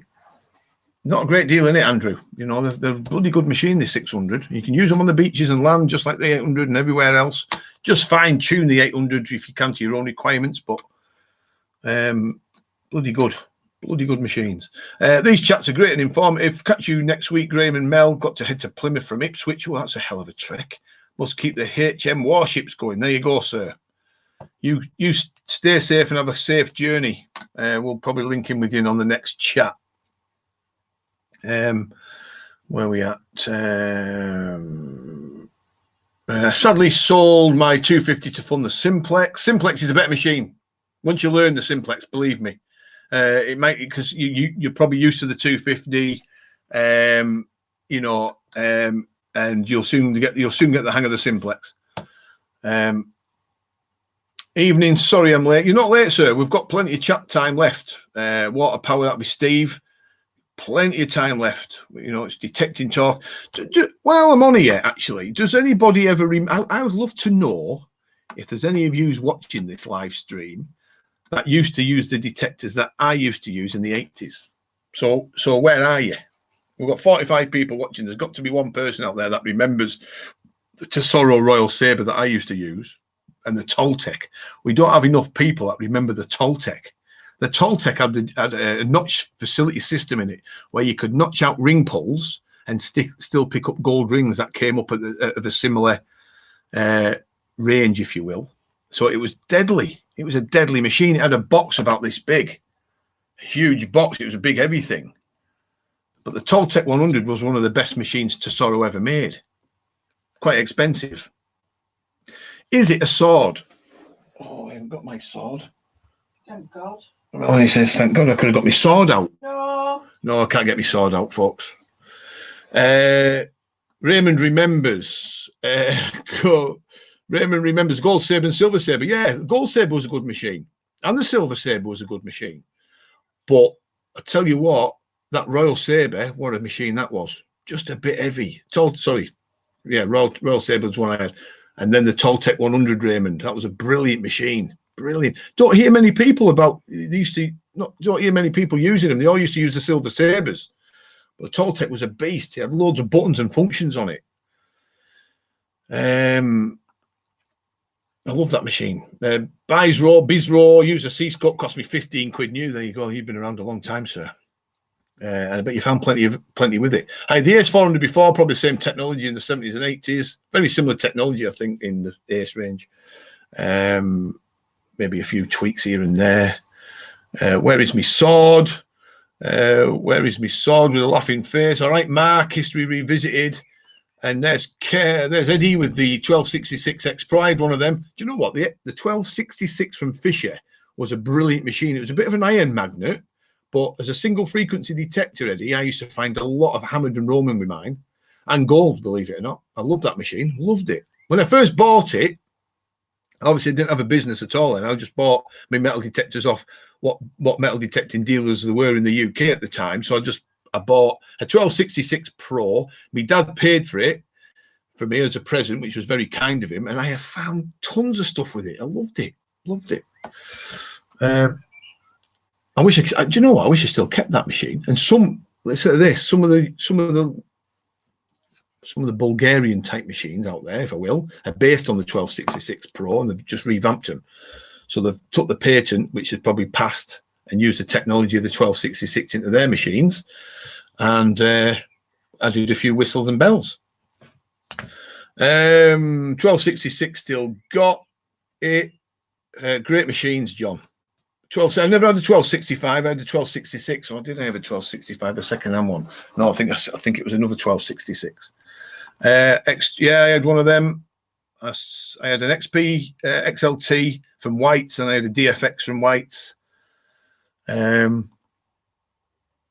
had a CZs. Yeah, the CZs were good machines, really good, deeper than the 1266.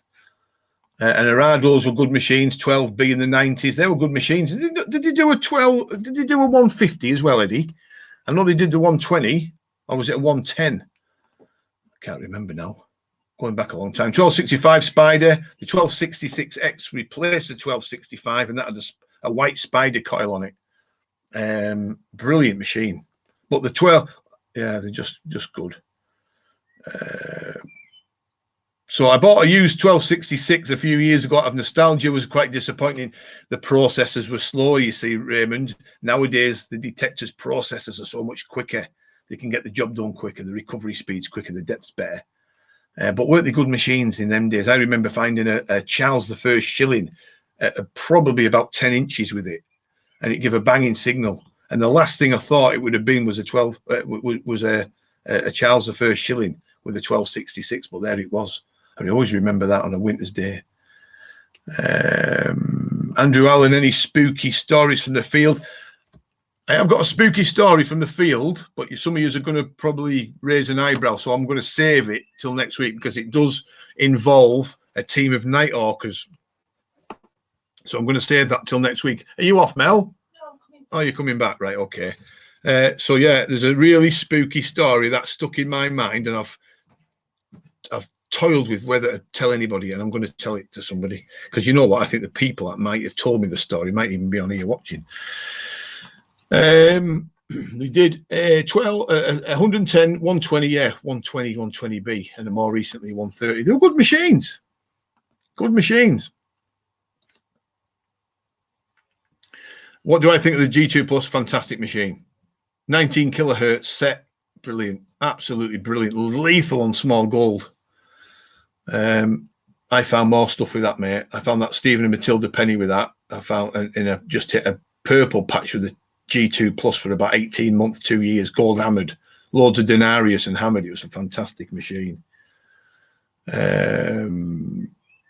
Dave Tat Taylor, evening Tat. Where are we at? Oh, I can't see. I can't even see Tat on here. Can't even see him. Graham on the Knox 800 recovery speed. How come you can't change the iron bias if not in multi-frequency? Well, yeah, no, it does. It doesn't give you the opportunity to do. See, when you come out of multi-frequency, which I do often on the Knox, I come into high kilohertz single frequency like Dale does.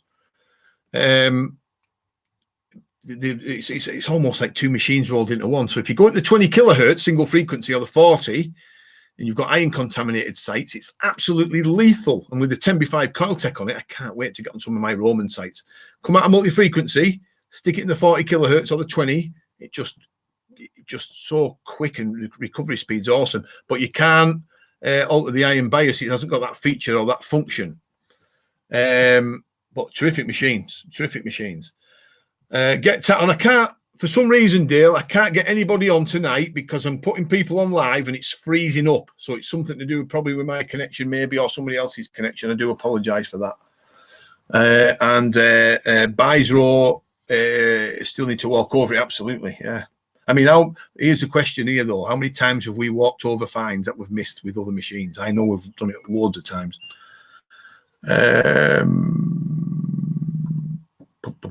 Do we know if there's any more updates? I don't know, Andrew. Let me just have a drink because my throat's getting dry.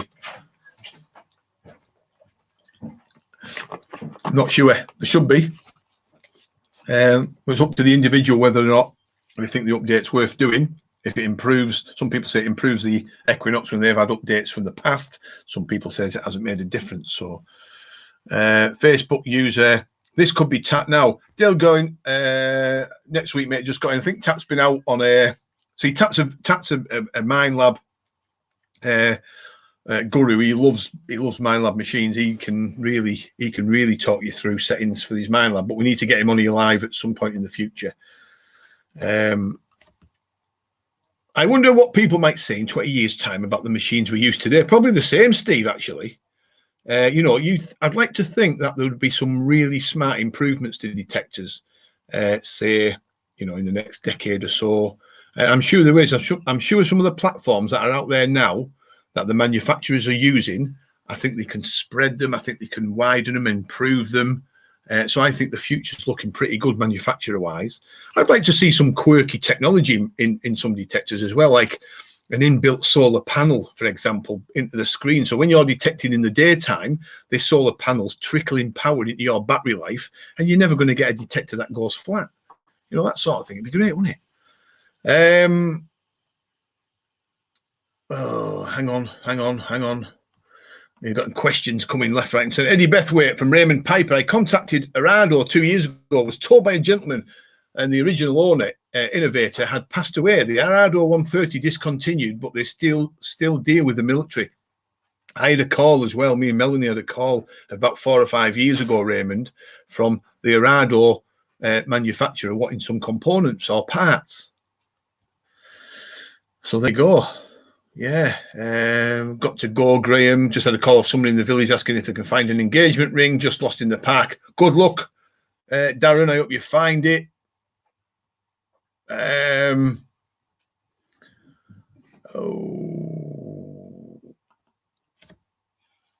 Yeah, are you aware of any issues with Garrett Pro Point? Have I been suspicious for a while? Group dig yesterday. A couple of guys confirmed that mine is giving off misleading signals. The thing is, Alan, I don't really deal with Garrett no more. So we don't know if there was any. We did get a few issues with probes of all sorts of manufacturers, but just remember, there's a lot of fake probes doing the rounds at the moment as well. So we've got to be careful with that. But I'm not aware of any other problems. Found a smashed up Georgian coffin. It was a relative of a farmer from the 1700s. Vicar wouldn't bury him in churchyard as he stole his horse years before. So they buried him in the field next to the church. Wow, what a story. What a bit of a worrying story as well, Stan's lad. Just shows you, doesn't it, what comes up. Don't nick the vicar's horse. Yeah, don't nick the vicar's horse. He stole his horse years before. Bloody hell. Yeah, well, horses were worth more than human life in them days, weren't they? Horses were prize possessions, I should say. I've been seeing people out hill walking with folding solar panels on their rucksacks, charging their phones. That's right, Steve. You think about it, right? There's nothing stopping these manufacturers putting a clever piece of technology into their detectors, right?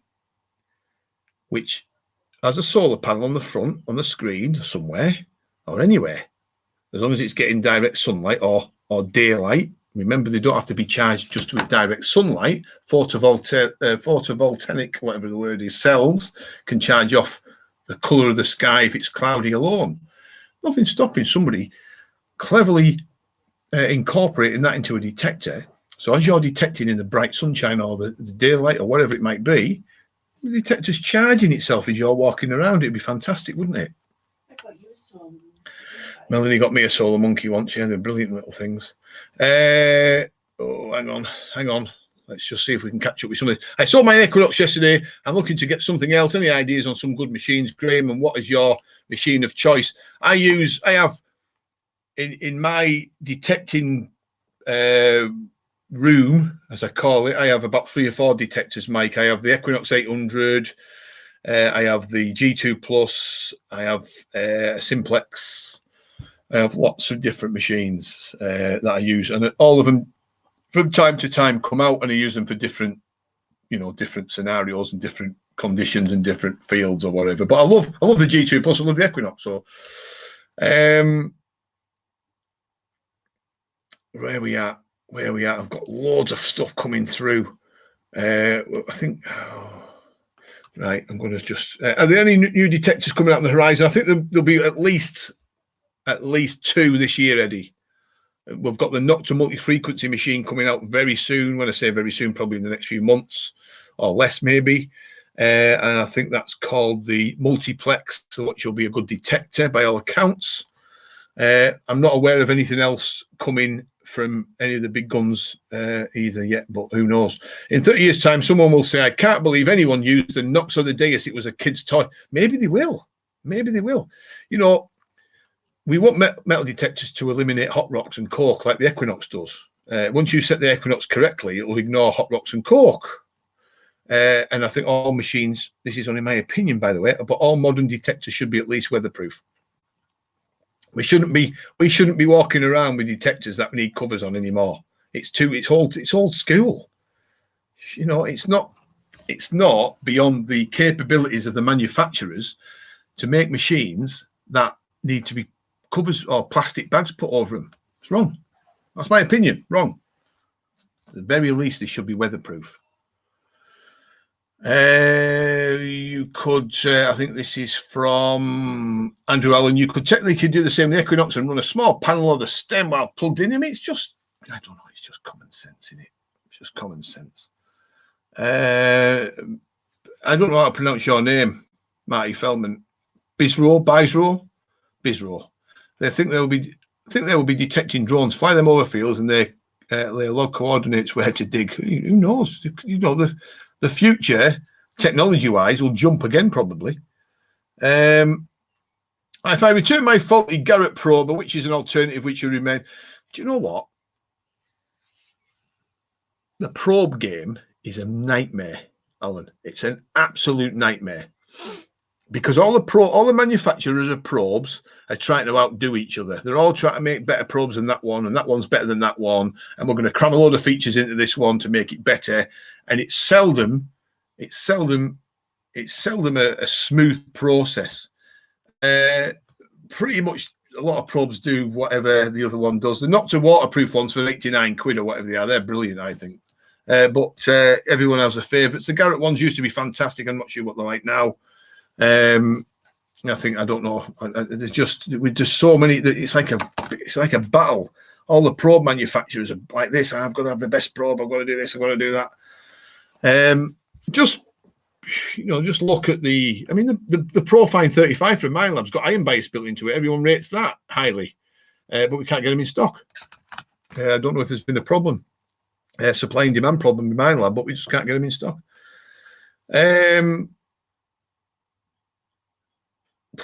Let's let's have a look at this now. Why hasn't detecting pinpointer technology got better on new detectors? Is it deliberately done so you don't have to, if you have to buy a pinpointer as well? Do you know what, Stan's lad? For 30 years, right, and this is the truth, for 30 years, I never used the pinpoint function on any of my detectors, even though I had it. And the reason is because I could line up with my eye to the coil coordination when I'm getting a signal exactly where that target was. So there you go. Yeah, but I mean, you know, there's some detectors out there that can be difficult to pinpoint with, and some of that's down to these giant search cars that people use as well. The future will be a LiDAR detector showing the shape of what's in the ground. I think it will. 3D imaging. It could well be. I mean, there's already the Nocta machine out there, isn't there, that does like the scanning of the 3D images back to the screen.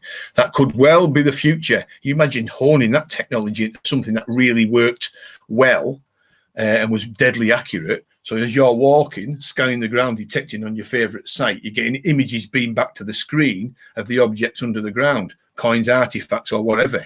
That'd be something pretty good. It won't be far off. I bet they've already got it. And you can also bet, you know, the Chinese possibly might be working on stuff like that. But would you want to do that? Would you want to dig things that you already know what it is before you dig it? There's the question. Would it spoil the fun? Somebody's just said it would spoil the fun. There you go. So it spoil the fun. You want to be digging stuff before, you know, each signal that you get. It's like a kid at Christmas. You don't know what you're going to open, what present you're going to open. It's the same with detecting. Chris Kirk's in the house, up to 41 viewers, folks. We've still got some time left as well. Got about 20 minutes. We're going to knock it off at 9 or just after 9. Good to see you on here, Chris. And Stan's lad, yep, years ago didn't need them. I never used pinpoint mode on my detector for donkeys. 30 years of detecting, never used them, even though they were there, didn't need to. Even the best machines are 40% blind, mineralization, iron, etc., which means plenty still in the ground for the future. When the all-seeing machine comes out, it'll be the end. Yeah, no, it's interesting, Raymond, what you say there. It's, you know, there's still a lot buried out there. We could have a full discussion one night on the Sunday Night Live about what we think about detecting wise and how much is still left in the ground, because I'm a great believer that even though detectorists have done a sterling job of uncovering many coins and artifacts over the years, that we're only still scratching the surface. You think about it. There's a lot of farmland out there that is no good for detecting. We can't get on it for whatever reason. And believe me, there's a lot of good finds out there still. Never used a pinpointer in 37 years. We never used pinpointers, Eddie. I've only just recently started using them because I was testing them for manufacturers and thinking, well, you know, I'll give it a go. And I enjoyed using them, by the way. It did save a lot of time and effort. But before that, never used a handheld pinpointer or a pinpoint function on the detector. Evening, everyone from Gaza. Good to see you, Gaza. That'll be Gaza Brewer, I guess. Melanie will back me up on that. I have a good idea of what I'm digging from signals, but still dig some. I've had some signals, Steve, that have been really iffy, and I've had to walk around the target 360 degrees to see if it'll come in, as I call it. If that target comes in, and I'll dig it, and I've had some really iffy targets that have turned out to be some really nice coins on edge, or deep artifacts as well. Eddie Bethwaite's getting the thumbs up from Raymond Piper with 2 thumbs up. I think a lot of it's depth of things. You really need something that can punch down 18 inches plus, but the problem is their Suffolk Searcher, then we start getting flack, or the manufacturers of detectors will start getting flack off the archaeological world, thinking that we're going to hit the archaeological layers. You want Mel? It is gas brewer, yeah. We've got, yes, how many coins were minted? Millions. I mean, you know, you think about one night, if I settle down a little bit on these Sunday Night Lives, I can get some documentation out and it'll tell you. I don't know how many people are going to get watching it, by the way. It can bore people to death, but I've got some information where we talk about, or it talks about how many coins were minted in certain reigns. So say Edward I, for example, how many millions were minted in just one mint. The London Mint alone were minting millions, and that's not counting Canterbury, Bristol, Carlisle, or wherever it might have been. What are you saying now? York, Melanie said. You know, that's not counting just millions alone. Millions alone in just London alone. And I think that's absolutely fascinating that they've got the records. Is it the Piper Scrolls they call it? How many millions of silver pennies were minted each year in just one mint? Fabulous. I mean, how good do you think that sounds? Where are we at? Where are we at? Where are we at? Where are we at? Charles Garrett said 90% of all coins lost will never be found. I don't know how we can come to that, Bill, to be fair. I don't know what he means by that. He might be right, he might be wrong. I've got to put my daughters to bed. See you next Sunday. Look, good to see you, Simon. Keep up the good work. Well done on the hammered coin that you found today. Keep it up, mate. George, the 5th pennies must be near the top. Well, there's a lot of still a lot of coins out there to be found, isn't there? You know, I mean, when we first started detecting, the things that the areas that we searched first were footpaths for obvious reasons, because there was a lot of foot traffic on them. So footpaths were the easy targets for us to get permission on. So we got permission off the farmer. We looked on the maps. We looked for the footpaths, and we detected along the footpaths that maybe led to the farm or the church or the village. And we found loads of coins. But guess what? You went back on them footpaths 10, 15 years later, and you found a load more coins that you'd missed the first time round. So, you know, very interesting. We're on about wish list now. Kev's saying the Carlisle siege piece coins that they're on the top of his list, and I can understand why. They're terrific. If you're ever lucky enough to find a siege piece, they're a terrific looking coin. They're completely different shape than most coins. They're like a triangle. No, they're not like a diamond shape, aren't they? I remember a guy finding a Newark siege piece hammered coin from the 1600s, not too far from where I was detecting. So that's because Charles Garrett had them all. Yeah, he probably bloody did, Raymond. Yeah, absolutely. 90% wouldn't be found using Chinese junk. No, 90% wouldn't. A lot of George III half pennies are forgeries. There's a lot of George III shillings are forgeries as well, Bill, and sixpences. It's not the amount of fines that, and then Eddie tails off. I think the Newark coin is amazing. It absolutely is. If you ever see them come up, just fantastic pieces. They really are. The Newark siege pieces are top of. So like I said, Morris, who we used to detect with, who sadly passed away now. Some of you guys watching this may know Morris locally to where I live. He found a Newark siege piece, amongst other things. Good to see you, Graham. Lovely to see you on here, sir. I've had fields with plenty of targets 1 year later after the plough. It's like a new field. Exactly opposite can happen. Well, that's interesting, Andrew, because there's something that I think years ago one of the magazines did an article on the plough cycle. So I think, and don't quote me on this, but I think, if memory serves me, that there's a cycle that the plough does. It dumps down the older stuff and brings the more modern stuff to the surface every few years. So there was a cycle.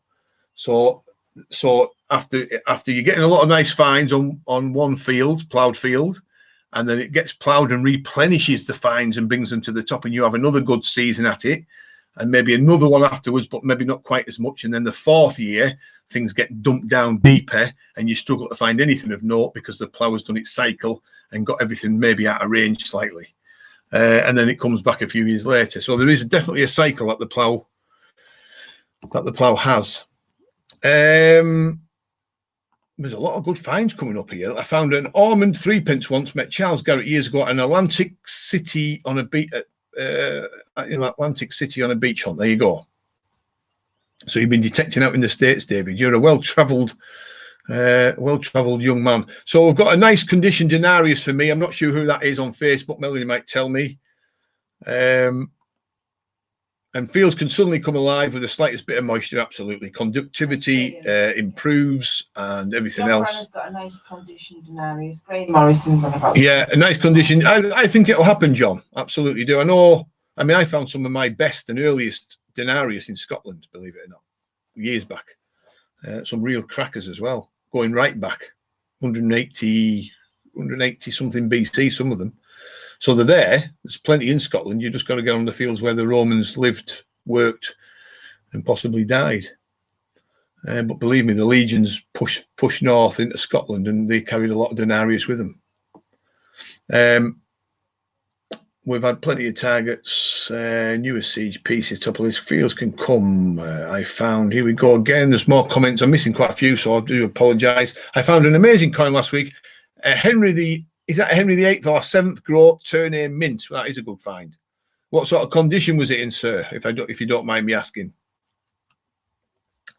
Don't you just love the Henry VII and Henry VIII groats and half groats? I mean, they're just amazing coins, aren't they? Side portrait or full portrait of the king, if you're lucky enough to find them. I found one side portrait of Henry VIII. I found a few groats, but I found one in particular with a really good side portrait. And I found, frustratingly, Henry VIII groats, the full face ones, copper nose as they used to call them, and just completely worn out. Brittle as hell as well. But I live in hope. Dale Gowan is the one who found the best Henry VIII groat I've ever seen. Old copper nose, that's it. My bucket list is a cartwheel penny, crotal bell, Roman fibula. Do you know what, Dark Knight? You will definitely, I can guarantee you, in the next 18 months, 2 years, you'll find all three of them. There you go. And if you don't, you can hold me to account. So old copper nose. Oh, I think he will. I think he'll get all three of them. I got to go. Have a good night, all. Thanks, Bill. Lovely to see you, sir. Always a pleasure. But yeah, going back to the Dark Knight, he'll, East Anglia is the place of your crotal bells. There's fields all over there. We used to find loads and loads of crotal bells in and about Norfolk and Suffolk. Roman fibulas, you'll find them in most Roman towns on the outskirts. Cartwheel pennies, you'll find them pretty much top to bottom of the country. Eddie, good to see you all. Got to go. You're going to have that mince pie. Eddie, I know you like mince pies all year round. What's the favourite coin you have found since you started detecting? I don't know who that's from. Richard Elliott. Richard Elliott, my favourite coin. Difficult, mate. Difficult one. Stephen Matilda penny is up there with the most rare and desirable coin, but probably my first gold hammered I ever found was probably the best. Gold. I got a gold half noble, my first gold hammered of Edward III, and I also got many years before I got a gold Horus of Vespasian. That was probably one of my best coins. But it's difficult, isn't it? Because you find, over the years you amass that many different finds. It's difficult to choose a particular one. I'm your best find. Melanie said she's my best find. I wonder if I could. Has anyone ever had any experience with straightening twisted bent gold hammered coins? Yeah, Barry Sherlock's very good, Andrew. You've got to remember gold is very easy to work. The professionals can work gold really easy. So my first gold hammer was bent in two, and I got a goldsmith locally. I didn't send it to Barry Sherlock. I took it physically in person to a local goldsmith in Kendal in the Lake District, where I sat and watched him do it. So if you can find, Andrew, I don't know if you've got a gold hammered that's bent and twisted, but if you have, see if you can source a local goldsmith to you, not a professional goldsmith, and he'll do it for you while you're sat there watching. It saves you sending it out in the post, then, you see. Look on the Portable Antiquities website. Only one of two recorded. There you go. Very rare. Has anyone had any experience with straightening gold? We've had that one. We've had that one. We've had that one. We've had that one. Oh, let me see. Let me just see if I've missed any. I've missed so many chat. I do apologise, folks. I'm just trying to keep it sort of going. Oh, yeah, we go. It's not something I can do myself, Andrew says. That's my worry about posting it somewhere. Yeah, local goldsmith will always straighten your gold coins out for you, Andrew. Not a problem. They actually enjoy doing it as well because it's something different. But many people I've seen many people with their gold hammered straightened by goldsmiths. If you find a gold hammered, it's advisable to get it done by someone who knows exactly what they're doing. Yes, absolutely. Don't ever, if you're not comfortable in doing it, don't do it yourself. So many coins have been ruined by amateur stuff. Where we at? I'm back. Just got there, and she said she found it. Oh well, there you go. At least you tried, Darren. At least you tried. It was good of you to try to find it on a Sunday evening when you could have been linking in with Sunday Night Live. Have you still got your Eagle's head you found a few years ago? Did you find any history on it? Yeah, it turned out to be. I've still got it, Alan. Yeah, it's an Iron Age linchpin, late Iron Age, early Roman linchpin. So it acted as a linchpin, if you will, on a wheel of a chariot, which was just an amazing find. It still had the iron shank on it and a huge eagle or bird's head with a bead.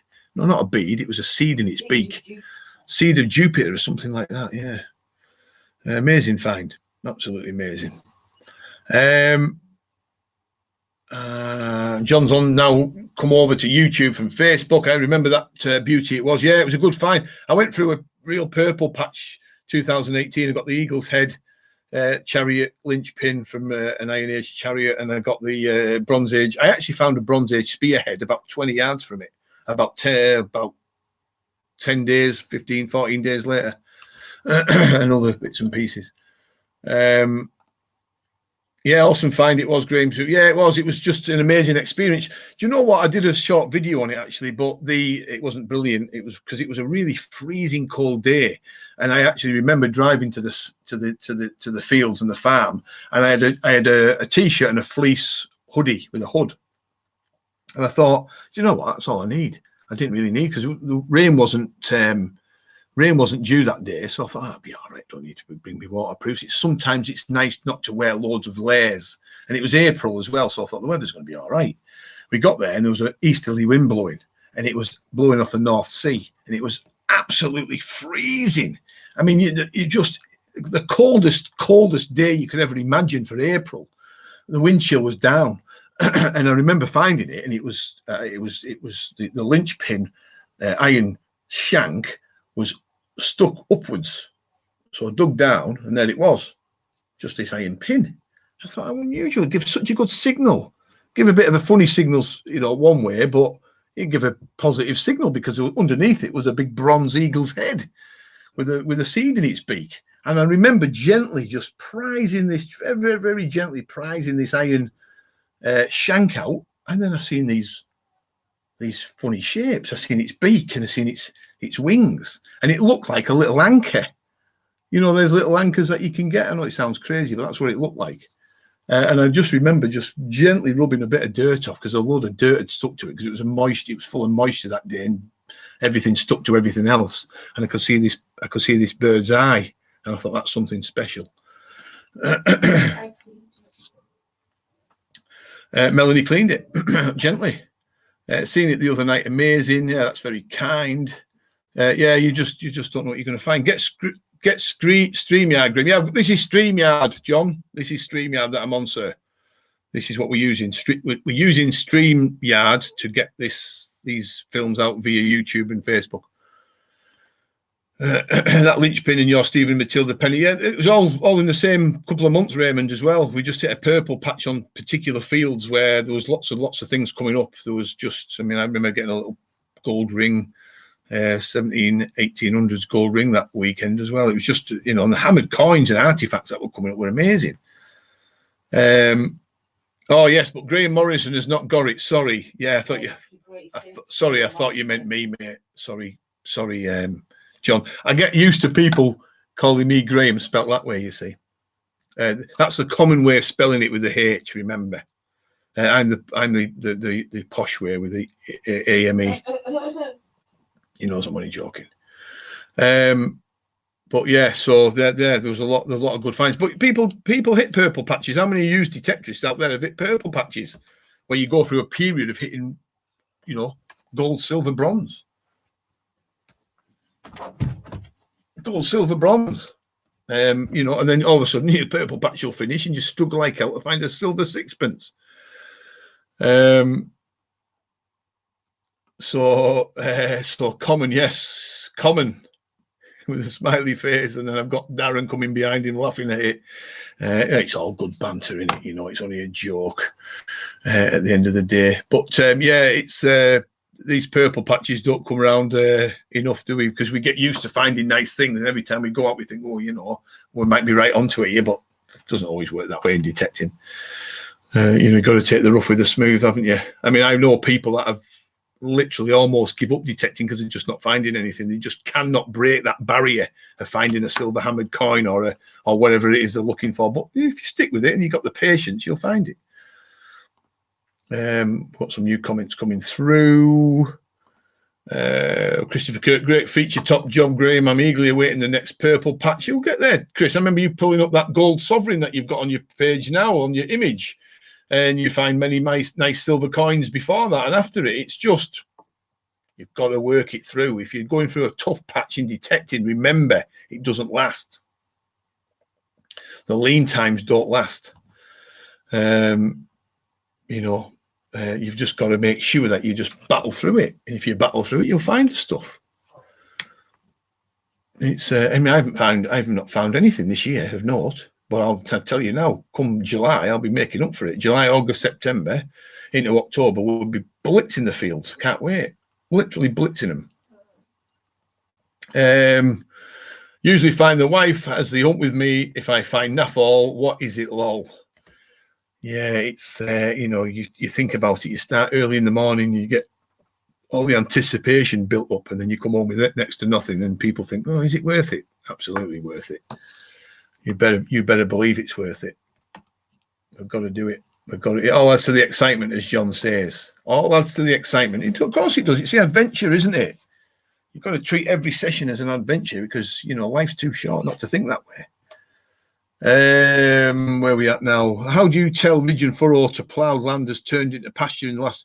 So you see, the thing is with ridge and furrow, it's the old ploughing method and the old scars on the landscape, Darren, from the old methods of ploughing that have gone on, you know, for centuries before. So a lot of the fields that are still showing the ridge and furrow scars on the landscape, should we say, you know for a fact that they've pretty much been left like that from them days. Some of these ridge and furrowed fields that have been ploughed or ploughed out don't necessarily show the same scars on the landscape. So you'd never really know if it's been, you know, you never really know how long them fields have been ploughed for. That's what I'm trying to say. But we have ridge and furrow pasture that have never been ploughed since the early times. They've just been left, and you can see the proper ridge and furrow marks on the ground. But we seldom find anything of note on them because I think everything's really deep. But you never know. Some people have had really good finds off ridge and furrow. Metal detecting is a lifelong thing. I just keep going, and the worm will turn one day. Absolutely, keep believing, Kev. You could be the next person that finds the equivalent to the Staffordshire hoard, because believe me, there's many hoards out there still to be found. Many. You know, I picked up a new permission today for later in the year. It used to be an old stagecoach road. Can't wait to get on. Absolutely. Imagine the adventure and the anticipation you're going to feel, Steve, before you go out there and do it. We've got fresh air, the walk and the adventure is worth the wait in goals. Absolutely. And the banter with your friends, and you have a crack and have a brew, and then you carry on, and you just do not know what you're going to get. And it's always nice to see or hear your friend calling you in the background because he's found something, or you're calling them to come and see a lovely hammered. So we've got about the ridge and furrow. I have a ridge and furrow field, worst field I've got. Absolutely. Some of the ridge and furrow fields are the same. Bees Row, they're just some of them not worth detecting unless you just want modern stuff. The older stuff may well be too deep down. Medieval digger, what is a purple patch? A purple patch is when you go through a period of detecting when you just can't do anything wrong. You're finding things left, right, and centre. There you go. Where are we at? Ridge and furrow. Some of the LiDAR maps or LiDAR maps show faint ridge and furrow and reasonably flat fields. Yeah, that's a good point. Worth looking on there. I don't have any faith in my LiDAR maps on my permissions. I don't find anything of any note really, but I know a lot of people do. We've got.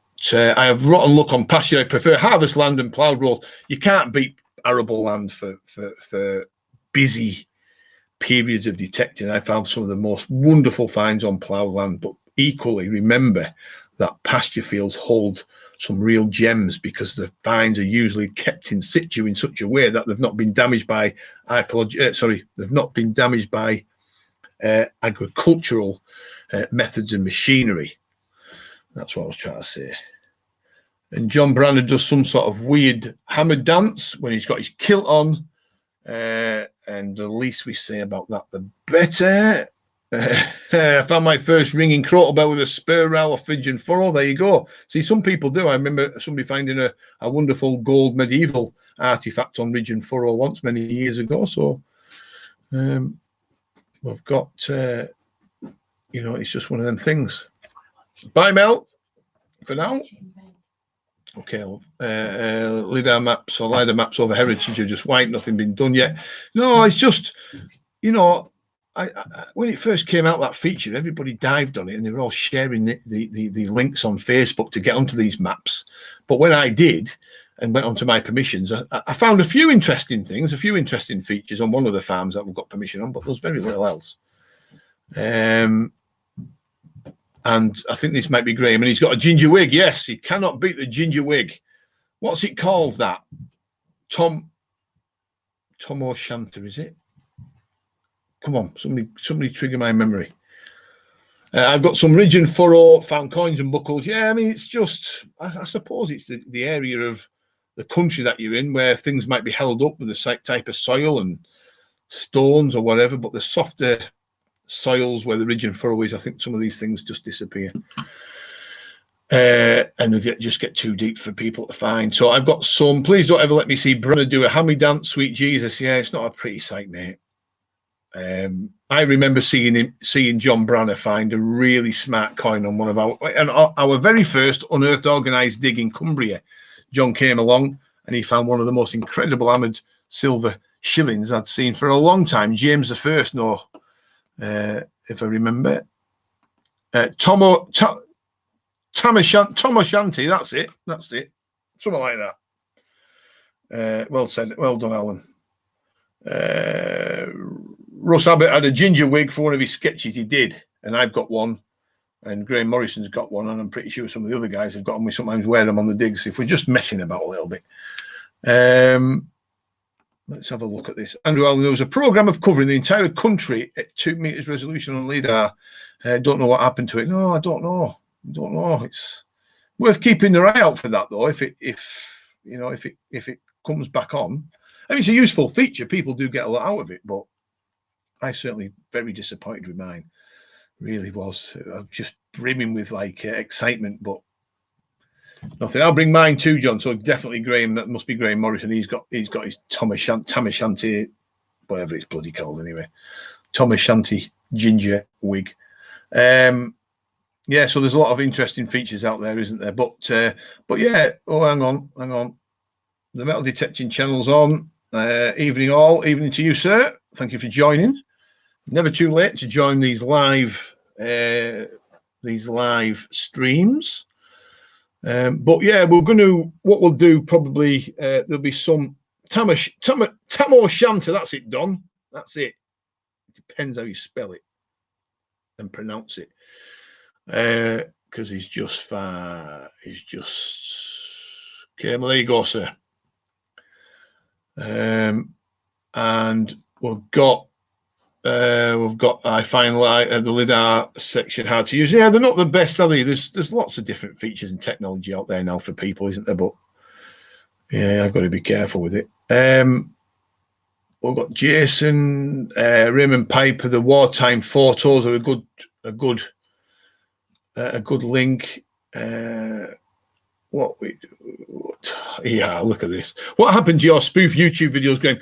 I did a spoof YouTube video and it was just a tongue-in-cheek,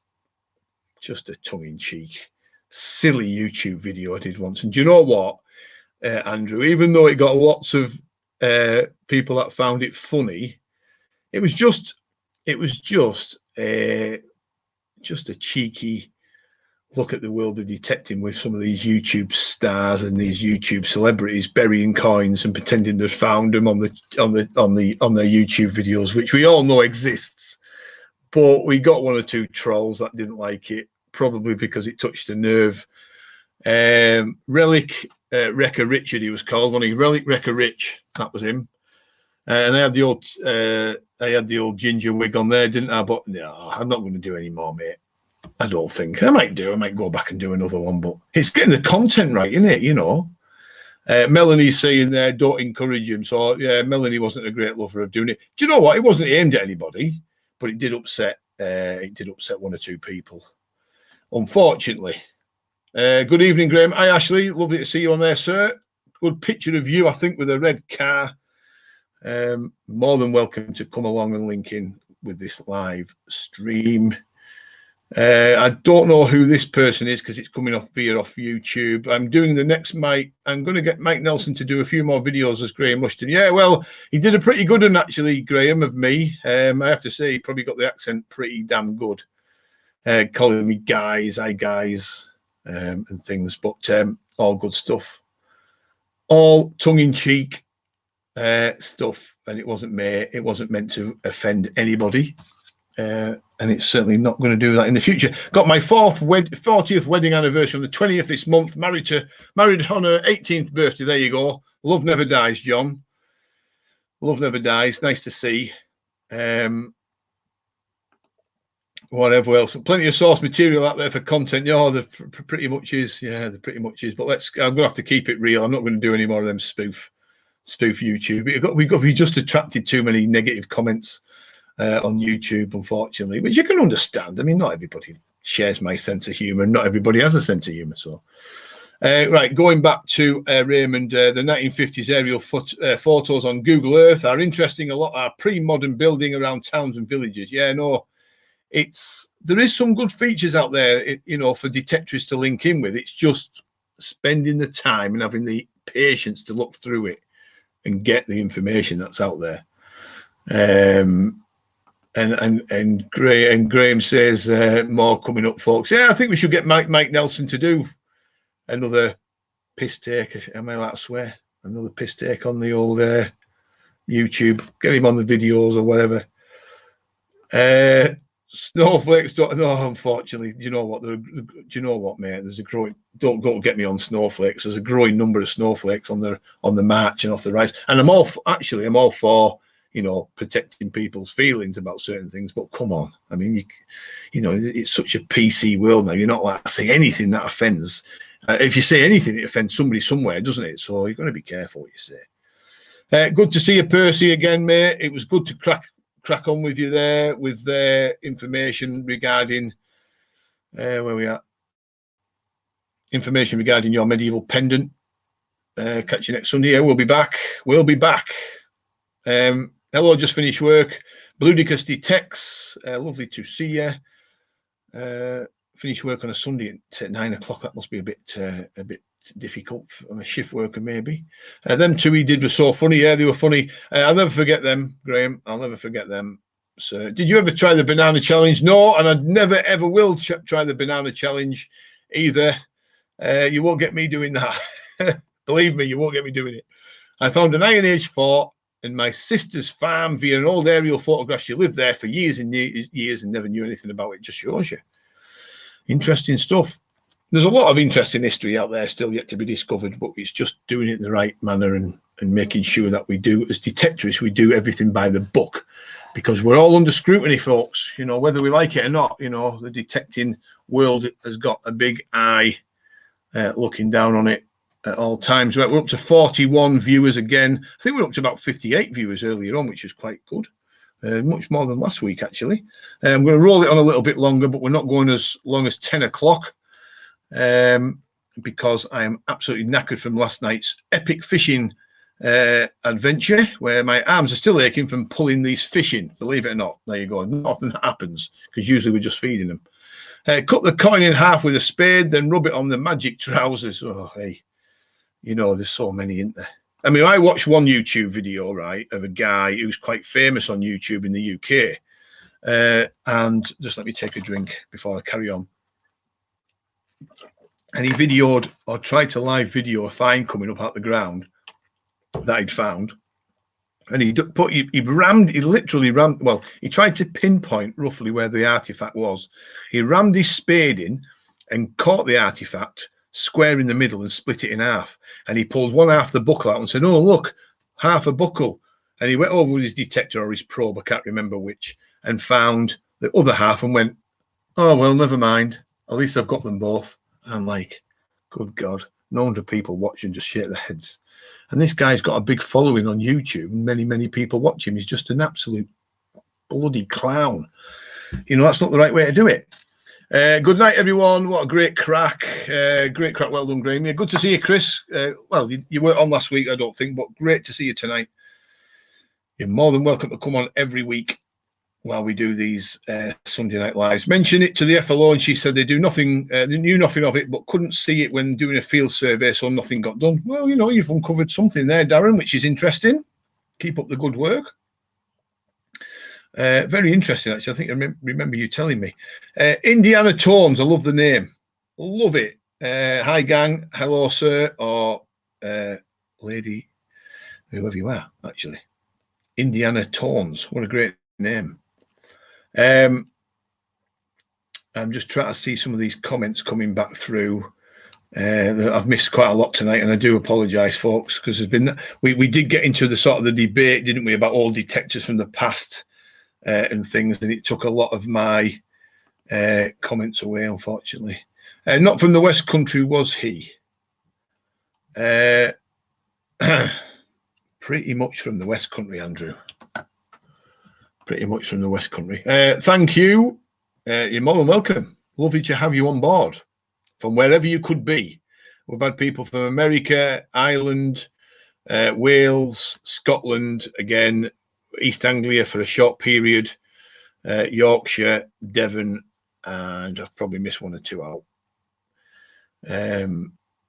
He was, I bet. Yeah, well, you clever guys out there have probably worked out. The problem is if you did something wrong detecting, right? If you did something wrong detecting, which we all make mistakes, humans make mistakes continuously, and I've made many mistakes over the years.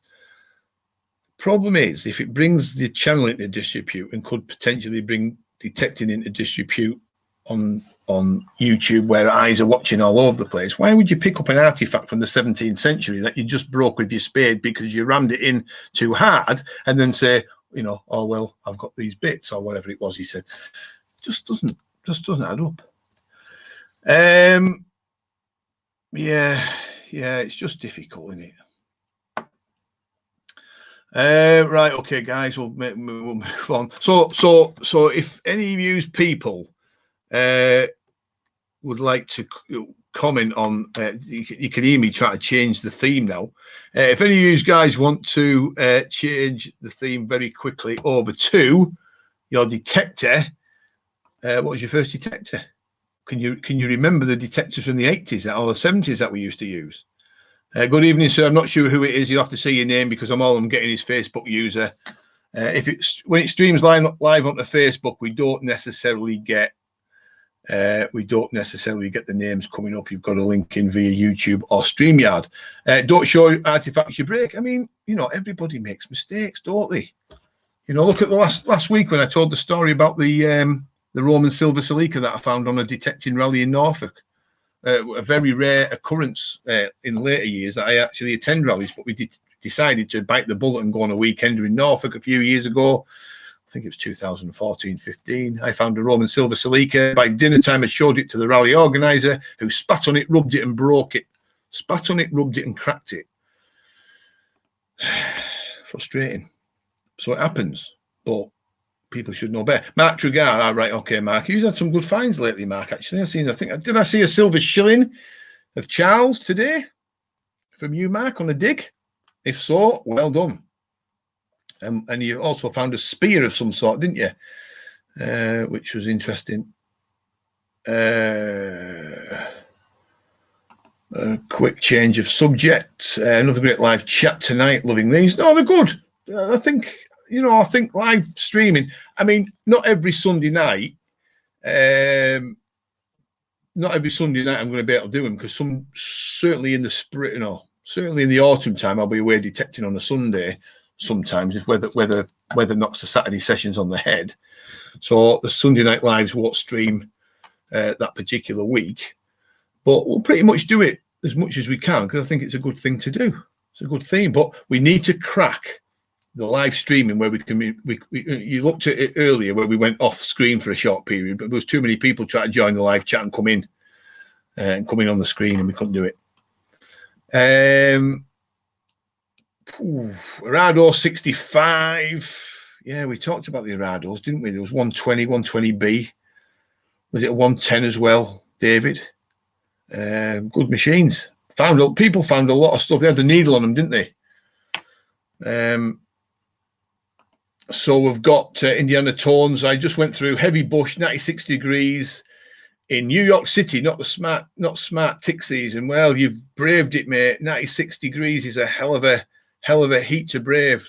The thing is with the American detecting scene, there's a lot of really passionate detectorists out there, and you can, if you watch some of the American YouTube channels, you can see the enthusiasm really sort of boiling through. But 96 degrees, it's some heat. Just let me see. We've got my mates used the whites up until it fell apart. He loved it.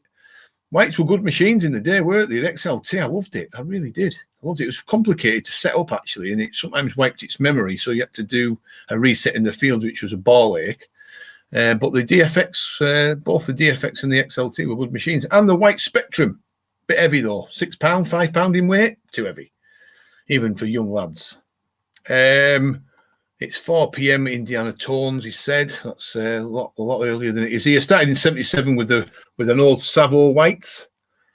I started in 77 with a Joan Allen coin shooter, which was a needle, a bit of a chewing gum on a stick machine. That's all. You could have put a bit of chewing gum on a stick and probably found more. But you know what? It got us into detecting, didn't it? The Facebook, the season 120B was awesome. We've got the White's Beach Hunter is pretty good. Did anyone play Digger Dips Detector-thon this weekend? I finished second place. No, we don't really. The thing is, John, with that, we don't really get into these. I don't know, these live draws or stuff. And I'm not into that kind of stuff. There's a lot of idiots doing it now. The problem is with the detecting world now as well, while I'm on that rant, is that I've noticed there's a lot of non-detectorists coming into the detecting world or the detecting scene just to make money, and I think it's bloody wrong. They've got no interest in detecting at all, but they bring up some of these new technical advances, or there might be a computer nerd somewhere sitting behind a screen and they come up with a new idea, and they just don't understand the world of detecting. They just do it purely to make money, and I think it's wrong. Go and join the cricket or the golf world or something. My first detector was a Viking. Yeah, can you imagine? Yeah, Viking were good machines in the day. Metadeck, I remember them. Breeze block. Yeah. Lots of people found stuff with them though, didn't they? Lots of people found stuff. Andrew Allen, going to get off now. Night all. Good night to you, Andrew. Good to see you on again. Where we at? Let me just see if I can pick up some of this stuff here. What detectors were you using for medieval digger? What detector are you using now when you got on? I still use the Equinox. I've been using it 800 for some time now, not some time, about 18 months. And I still got my other machines as well. There'll be some machines that I'll never get rid of. I still got my F75 actually, my Fisher F75. That's a bit of a nostalgic machine to use still, but still a great machine, if not a little bit noisy. What was everyone's first metal detecting clubs they joined? My first detecting club that I joined was Kendall Club in around about 1990, I think, 91, or possibly earlier. Vikings from Blackburn. Yeah, I don't know if they're still around, David, actually. I don't know if the Viking company in Blackburn are still going, but I've never used one. But I know people haven't found stuff with them, so they must work well. So yeah, Kendall Club was the first. Kendall Club was the first club I joined. We've got John Clayton, Metal Detecting Devon, Mould Historical Search Society. Still a member. There you go. I'm pretty sure the Mould Historical Search Society do have a stand at the treasure chest at Chester Town Hall. I was in the Kendall Club. There you go. Hey, that's something. So you were in the Kendall Club and I was in the Kendall Club. We probably came across each other at some point. Blue Dickers Detects. a long time ago, and used to meet at the Cock and Dolphin pub in Kendal, which is probably, if I remember rightly, it's been knocked down now and turned into knocked down and built a set of flats on it, apartments, which is a great pub. Used to be a great bar downstairs, and they used to have the detecting club upstairs. I was a member of South Lancs, Cheshire now run West Lancs Club. We've got another one here as well. Mine was South Lancs and Cheshire Club in Runcorn. David was Mould 97. 1977. Bloody hell, that's a long time ago, David. Yes, not this year. No, that's right, next year. Yeah, next year for the treasure chest. I'm not a member of any clubs. They have. Do you know what? It's a case of suck it and see. They do have the pros and cons, I think. Some clubs can be cliquey. Some clubs can be very much like what you see on the Detectorist series that Mackenzie Crook did. They can be very sort of anal people, very strange. But some clubs are forward thinking and very good, and you'll learn a lot. Don't do clubs too busy detecting. Absolutely. It's all to do with the individual. If you like clubs, do it. If you don't like them, don't do it. Some people get access to land via their club. It's the only way they can detect. So yeah. I was chairman for a year on the NCMD committee in the Swan and Runcorn. Interesting stuff, John. I went there 20 years ago. It was a club I was club secretary for a while. I think I was probably there before you became club sec. We're getting a lot of you now coming through. I was a member of the Detecting Scotland, also their land finder. So you were the site finder, John, for that particular club. And we're back to John Clayton, 90s and 80s. Yeah. I think clubs from years ago were brilliant, so much different these days with all the dig groups. Yeah, I mean, we run a small club here, but it's hard work, to be fair. And we've got Dawn. Good night, all. Wife supper before you enjoy yourself, Dawn. Have a good week at work, my friend, and I'll catch up with you soon, no doubt. What else have we got? We've got lots coming in now. Hang on a minute. Let's see if I can just see if the Northwest Fed meets a lot of pubs over the years. I think it's a theme, isn't it? A lot of the clubs do meet in pubs. Johnny Boy, Johnny Cowboy. Hi everyone, a bit late, but catching up on live stream, no problem, Johnny. It's not for everybody on a Sunday night. People have got other priorities, but lovely to have you here. Stan's lads back. Never been in a detecting club. Still a member of the Oxford Bottle Diggers Club since a boy, since '74. Fantastic. You know, all these clubs, some of them have just gone, haven't they, by the wayside? But there were so many of them around.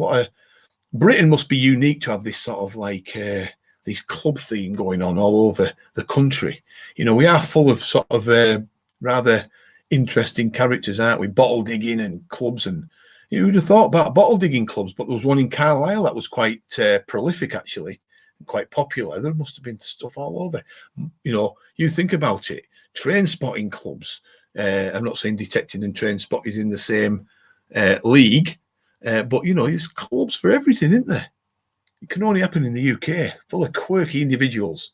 And so, you know, long may it last. I wish I could find a club near Blackburn that would at least respond to my request. I've tried to join a few. Difficult, Wayne. Difficult. I say to people sometimes, if you can't join a club and you're getting you're restricted or you're whatever, or you're getting resistance, try starting your own club up. Absolutely, because there's loads of people like you out there that struggle to get in. You could set up a lovely little club in that area. Absolutely, Wayne. Should see my paperwork from those days all under my bed. Got tons of history stuff to publish. But good on you, John. Good on you. You know, you keep that stuff because it'll be of interest to somebody somewhere, including yourself. But yeah, you think about it. The club scene. How many people are out there that have, you know, just set your own club up. You know, it's worth thinking about, isn't it? We've got plenty coming. We've still got about 40 odd members watching or LinkedIn, which is encouraging. We're definitely doing a live stream next week. We'll have a bit of content as well. I think we're going to see if we can sort of pull together some interesting banter. We didn't do a dig away either. Dig away. Got digging on my mind. We didn't give a giveaway tonight. We're going to roll that over to next week. What else have I got here? Must get back to my bottle dump when the weeds died down. Bottle digging used to be a thing that I did in the 70s and 80s. Used to find cod bottles with the marbles in. We used to go mad for Hamilton bottles if you could find them. And cottage inkwell was always the one we wanted, but they were always broken. If anybody remembers the cottage inkwell, give us a thumbs up. Fantastic. The cottage inkwell. That was always my favourite. So there's little green and blue bottle in the shape of a cottage, although some of them in shape of like a 50 pence piece shape. We've got the reason is I can't get permissions. I would just love to go on a dig and use my Eurotech once used Eurotech Pro. Do you know what, Wayne? I feel your frustration. It's difficult permission wise. I don't know if you watch my YouTube videos, Wayne, about gaining permission. If you haven't watched them, do it, because I know you've got a permission in you. If that makes sense. I know you can get one. I do know. Look small. Don't look big. Look small. Look at these horse paddocks, small acreage. Small holding types, small landowners, and you'll do it. Absolutely do it. I will be in Cumbria next Sunday in Ulverston. Yeah, Ulverston's a nice place, mate. Ulverston's not too far from us. It's a lovely market town, is Ulverston. Quite historic as well, David. Nice place. Busy place. Some lovely shops. Good fishing as well on the outskirts of it. We weren't too far away from Ulverston last night fishing. But yeah, enjoy it. I hope the weather's shining for you, because there's not a better place on the planet than being in Ulverston on a sunny day, walking up and down its ancient cobbled streets. Fantastic place, full of nice people. Quite a lot of detectorists in Ulverston as well. We have quite a lot of friends that detect in and around Ulverston. Yeah, so going back to Wayne King, yeah, do it. Just start small. You'll get there, honestly. You'll get there. What we've got coming up now? I've got a blue glass cottage ink, one of the one with the water barrel on the bar. Yeah, the best stuff came from the posh Oxford College tips. I can imagine. Yeah, up here in the north, we were all peasants, you see, so we probably didn't have things like that. But them cottage inkwells, we did find them, but the tops were always smashed, or there was just a little stub at the top where the chimney was. They were just broken. It was a shame, but I love them. Cod bottles, we used to find loads of cod bottles with the marbles in.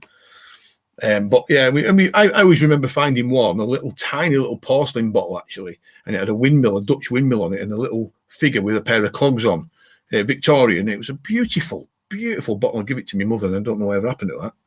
But you can find some. We find Victorian dolls' heads bottle digging. We used to find loads of them. Got some nice bottles, Graham, about 350, all dug from when I was a kid until present day. The bottle digging got me into detecting. Yeah, you could find. Do you know what? We used to find thimbles bottle digging and medals. Never found any coins. I don't think I can remember, but little medals. We used to find thimbles that were thrown away in amongst all the bottles. What else did we find? Just run of the mill sort of them. Well, we used to find broken pot lids quite a lot. I've never had a decent full pot lid. But detecting was my thing rather than bottle digging. But I did love it. Seriously loved it. There's a question for you all. We're running over a bit longer, but it doesn't matter. How many years are searching? I'm doing it for 8 years now.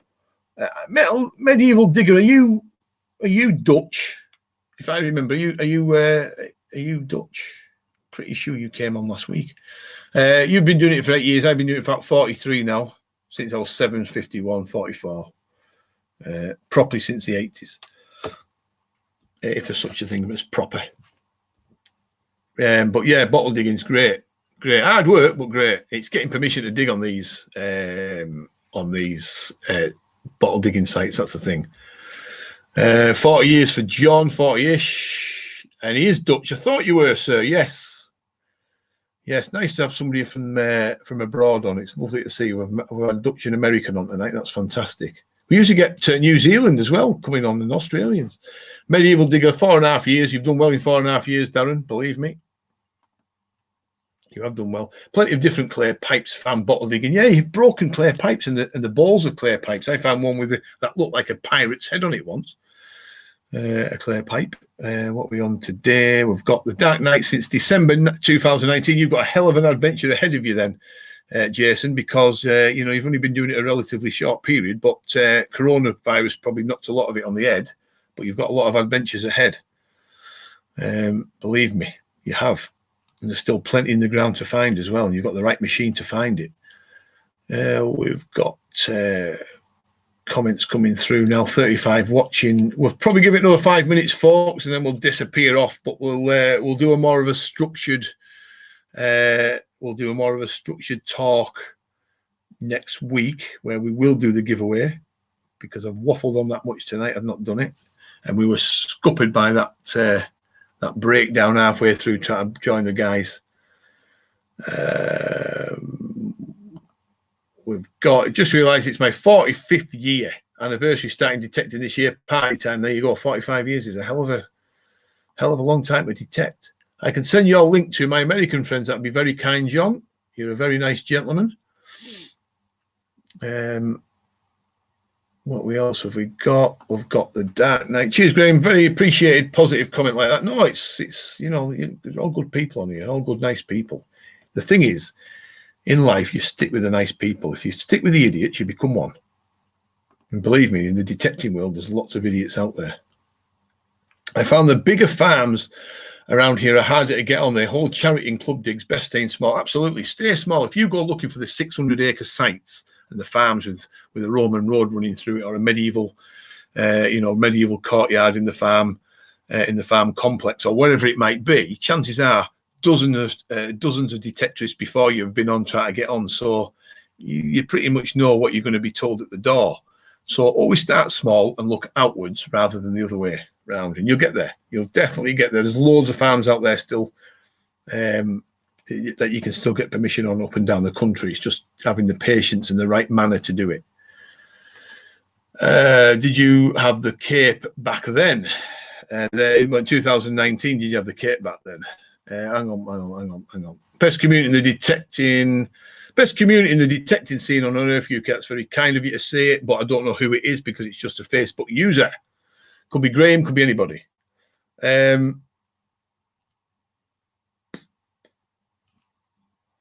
we at? We had